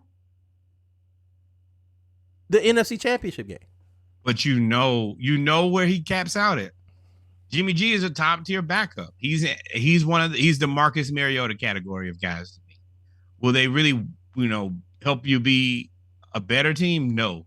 Can they be there for a little while? I'll tell you another guy, Jacoby Brissett. Put those guys together. Sure, for a few games, he can play like a mediocre quarterback. That's all you're really asking out of a backup. Is can you be mediocre until the starter comes back? I don't believe Jacoby Brissett could be on that team with the 49ers and they went to the Super Bowl. Not Jacoby Brissett. I disagree there. Jacoby Brissett in the right system, and I also believe that Shanahan can get most guys. I'm about to say the right system is Shanahan, but I mean now that's the other part. I believe that Shanahan can get most guys to the NFC Championship. I think that he's one of the top 5 best coaches in the NFL right now. I know he's young, but if I gotta pick a guy right now, he's technically not young. I mean, you got about 5-6 quarterback coaches that are like 30, that are 40 and older. Arthur Smith is 40 and is the 6th young. But he also hasn't been a head coach. This is his first head coaching job too. So that's what I'm really saying. But either way, Cousins is ass. I think that he can get most guys who are at least decent You see what he did with Matt Ryan? Yeah, Super don't Bowl, even need it. got him an MVP and got him within. Well, yeah. And I think that Matt Ryan is probably he's the bottom tier, top tier quarterback. So that's what I think that he does. If you have a mediocre quarterback, he gets you to the NFC Championship. If you're a lower mid tier, he gets you to the Super Bowl.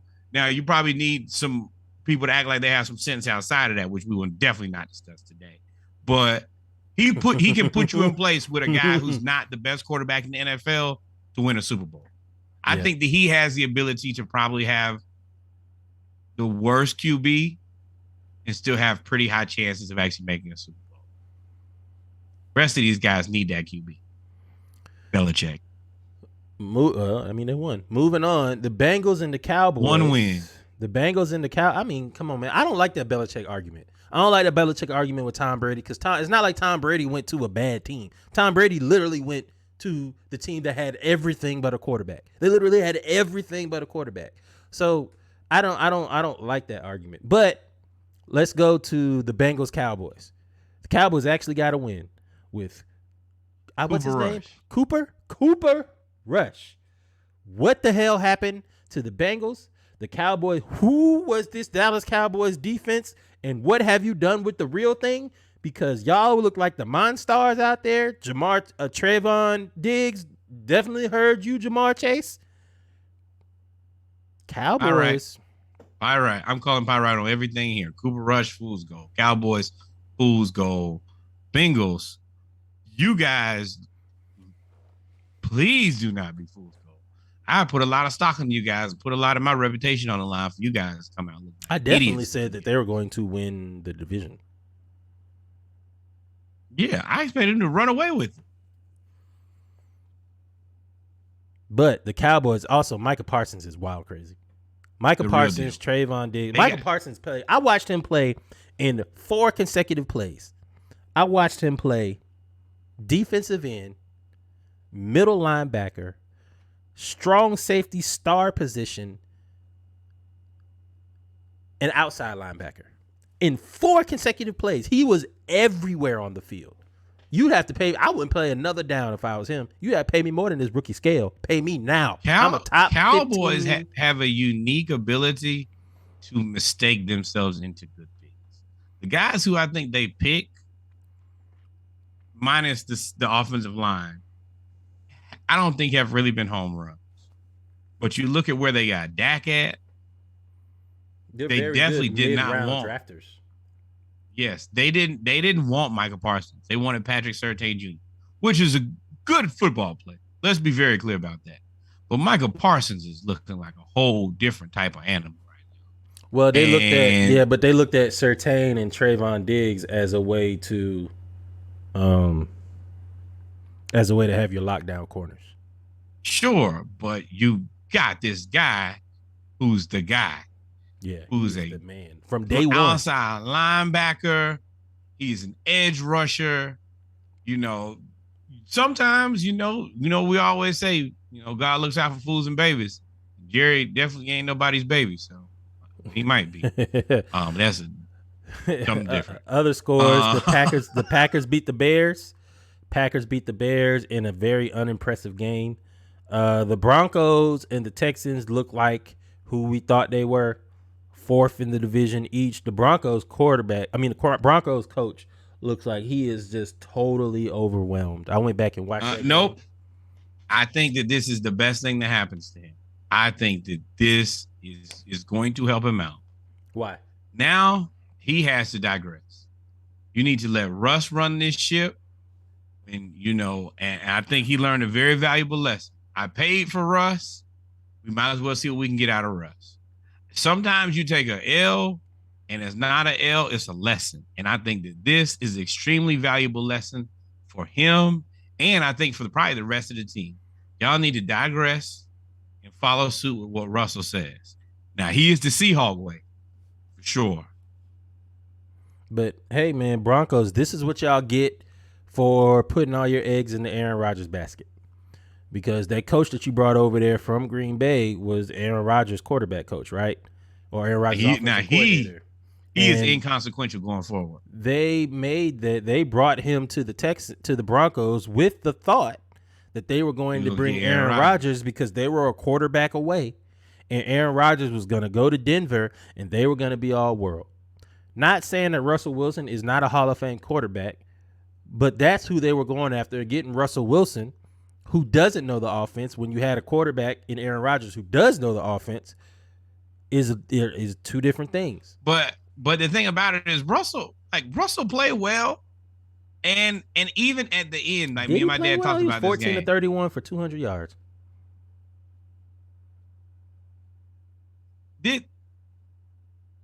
This is the game where they kicked the field goal at the very end, right? No, that was last week. This game they won 16-9 against the Texans. I digress. They scored 10 points in the fourth quarter to win the game. They were down 9. I don't know what's going on with the Texans. I don't know. I'm telling you, the coach burned his all timeouts early. They were booing him and Russell Wilson. If it wasn't for Cortland Sutton, we thought the Colts were better than they were. They played good defense though. There's something going on with the Colts. They're not what we thought they were. They might not be much more than that, but let's talk about that Colts game really kind of ruined it for me. Let's talk about this Raiders Cardinals game that turned out to be an instant classic. The Raiders were up 23-7 with a minute to go in the third quarter, and they started popping bottles of Ace of Spades I don't know if that's Ace of Spades. Popping bottles. It looks like Ace of Spades. That's what they do in Las Vegas. If they're gonna have a pro team, they gotta be big. That's exactly what that happens. You go to Vegas and look stupid.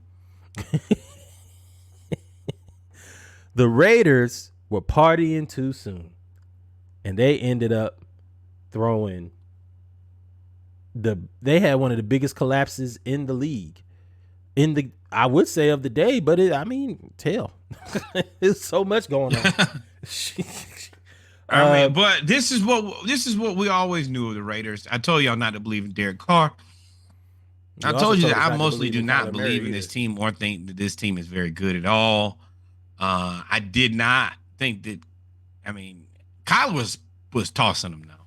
I saw a couple perfect throws from Kyler Murray. And y'all know that I'm not the biggest. I'm not the biggest Kyler Murray fan, but I'm not a fool. I saw him complete that 2-point conversion to AJ Green. I don't know the last time I saw football thrown more perfectly than that one. Right over the fingertips of the defender, right to AJ Green as he's crossing. Up under the corner. Exactly. In the back of the end zone with no time left. That is a perfect dime. And if I can criticize you, I sure as hell tell you when you nailed it. You knocked that one out of the park, kid. And everything that Kyler Murray did in that game is what they said he wouldn't be able to do on the pro level. He's not going to be able to pass from the pocket because he's not going to be able to see. He's not going to be able to just stand back there and make everybody miss and then run to the end zone. He literally did everything that you said he couldn't do. Not you, just you in general, people. Everything that people said he couldn't do, boy, he dropped that. Everything that said he couldn't do, he did. In the fourth quarter. But my thing about this is you still can't play this bad until you can't play bad for 3 quarters. Why you can't? You played a bad team. Well, no, that's consistent with what you were saying about the Dolphins too. So yeah. Like it's cool that you came back and you won. Congrats. But once again, you are what you do consistently. And if you play bad for 3 quarters, there are not many teams you're gonna beat like this. I'm gonna tell you that right now. And I didn't respect the Raiders from day one. I respect them even less now. But for sure, if you think you're going to play bad for 3 quarters and then win a game in the NFL, you are who I thought you were. So congrats on the win.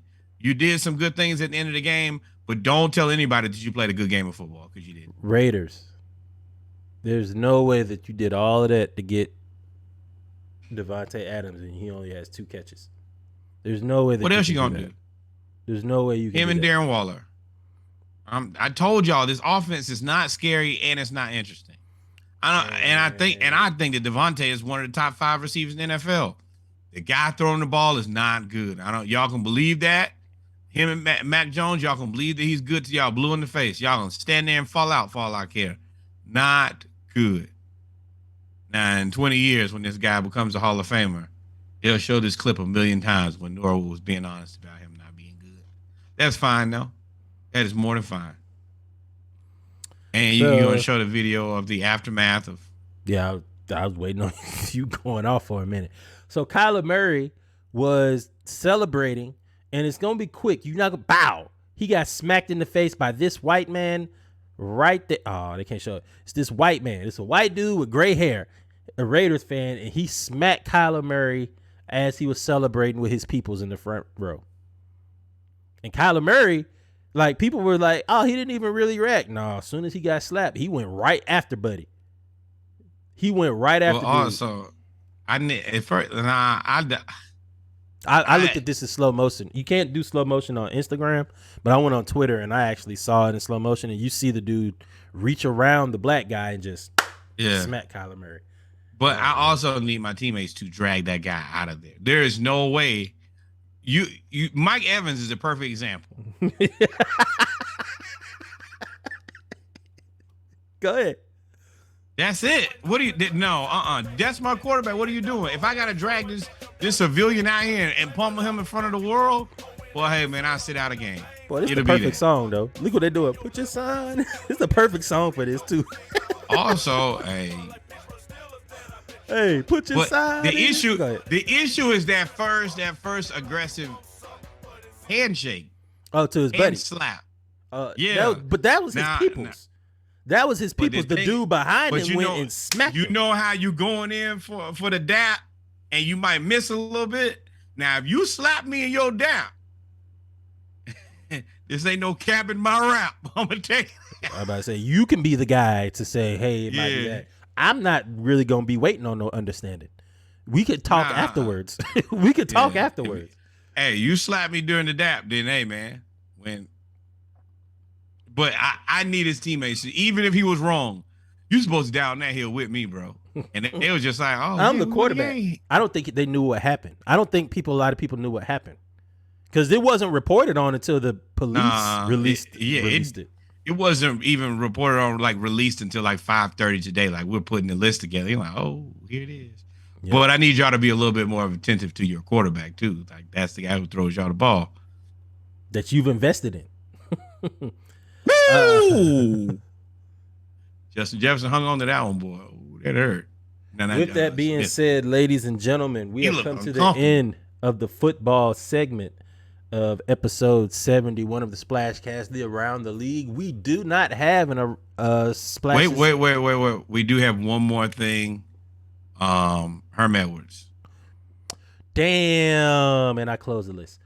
No worries. We can just. It's very easy to Google, go to Twitter, type in Herm Edwards and end zone.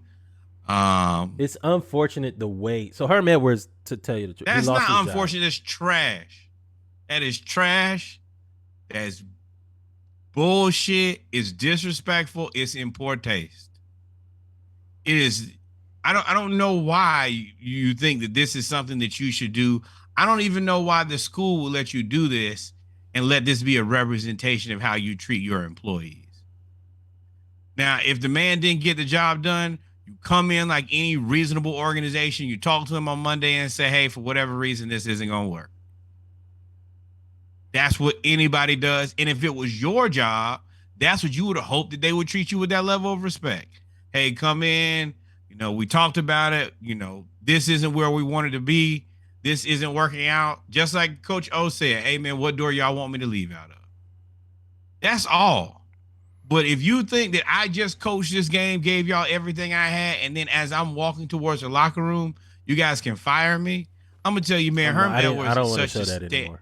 I just wanted y'all to see is such a stand-up human being, because it's a lot of people who could have acted a whole ass. One thing about One thing about Herm Edwards, you never hear anything bad about any organization that he's ever run. None. Nothing. No issues. No off the field stuff. You have everybody. They have a very high graduation rate. They did lose Jaden Daniels to go to LSU, but I mean, you can't bring that on Herm. That's the game we're playing right now. Yeah. So, And Stephen, Sneaky, that's why I'm glad you said that, because I do feel the same way. Herm, come on home. Dion, if you cool with Saban, Dion, you cool with Saban. All of y'all have worked with Saban or against Saban. Go learn how he brings in fired coaches and makes them analysts and helps them get back on their feet. Not saying that Herm needs to, because remember, he was a broadcaster before this. But Herm don't need that job. That's what I'm saying. That's I say he needed. But I'm saying Herm has a positive impact on any program that he's ever been. If I'm in HBCU, if I'm a Tennessee State, if I'm a Southern, if I'm a Jackson State, if I'm a you know who he really is. He's a good Hampton guy. Oh man, to talk about a guy who he's everything that we like. Curfew. Hey, y'all put up button-up shirts. You know you're sending them off. Yeah, Herm Edwards. Hampton and Herm Edwards are a recipe made in heaven. Yeah, if you want to come to Hampton, we'd be more than happy to have you. And just reach out to me and Reggie. We will do all negotiation for the contract, etc. But that's not what that is right now. This is trash. And if you're an Arizona State football player, if they'll treat their employees like that, who they pay, imagine what they'll do for you. Remember, all scholarships are only a year. They have to get. Then on top of that, if you're a potential next head coach for Arizona State, just know. Why would you go there? They will fire you in the end zone. On the field. And if you know anything about anything involved with coaching or playing football, there is not a time where you're more drained than right after you got your butt kicked. And at that very moment, the people did not even give you enough respect to say, hey, man, we'll talk to you on Monday. Wild crazy. Like when you couldn't even go to the how could you go to the podium after that? I'm not going anywhere. How do you address your team? How do you address the team? Those guys went to war with him. Herm is a stand-up enough guy. I'm sure he still did it.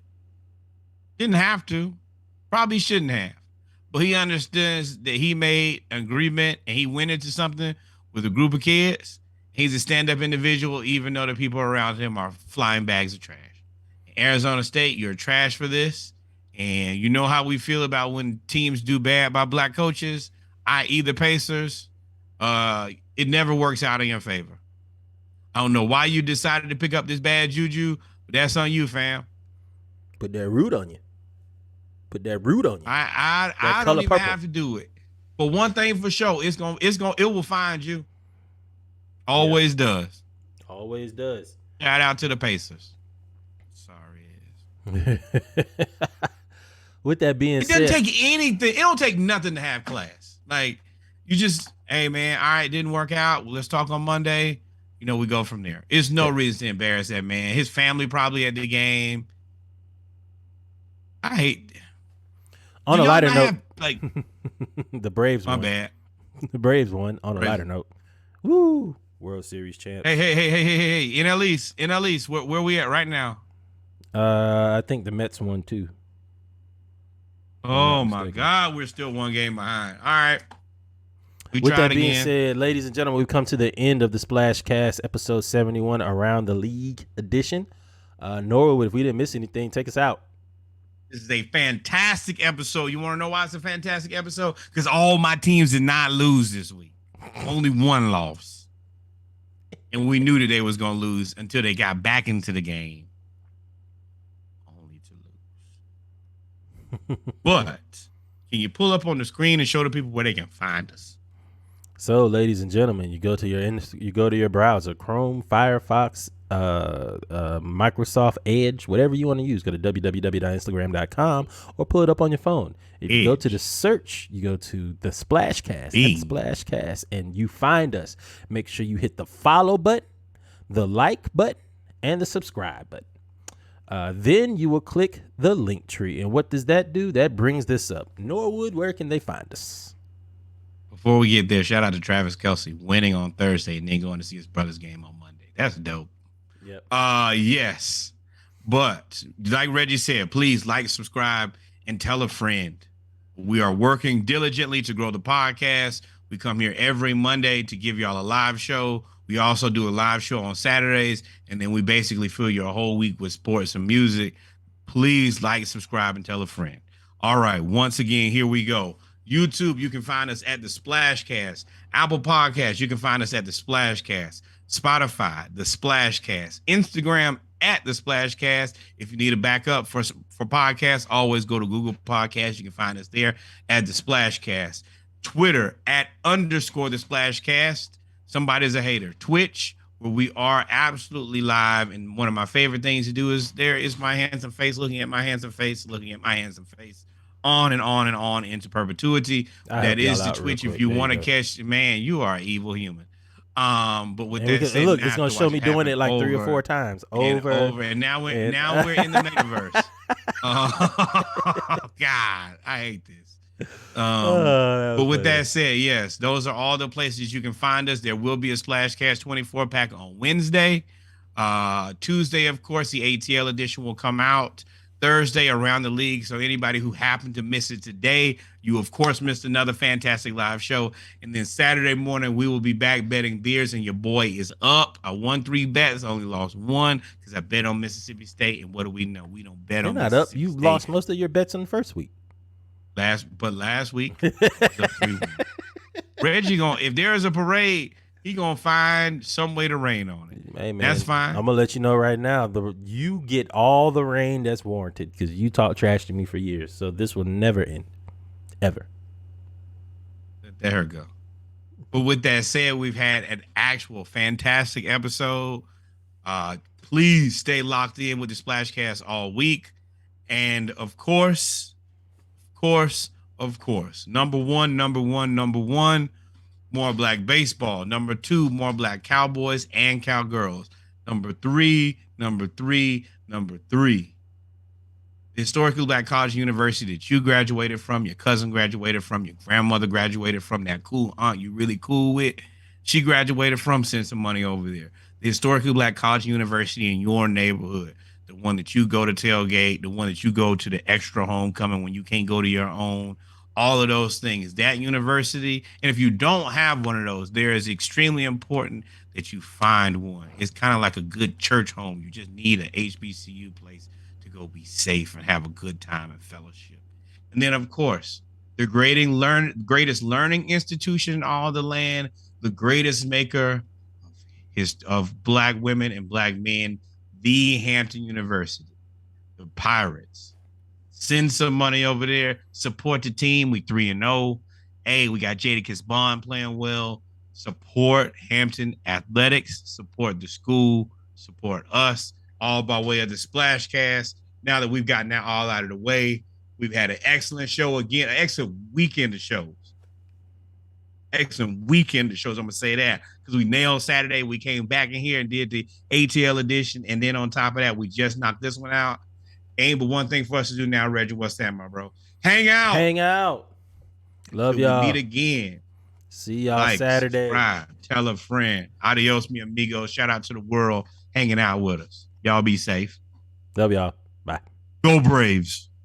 Go Braves.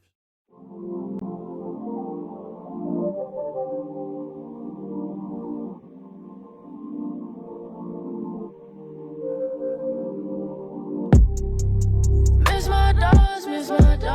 my dogs. I just miss my dogs. Ooh, where were you?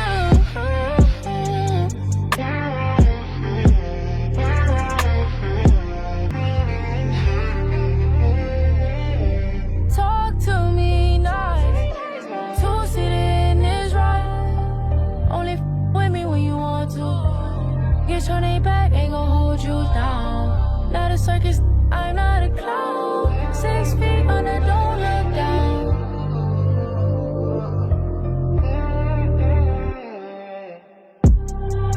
Miss my dogs, miss my dogs, miss my dogs.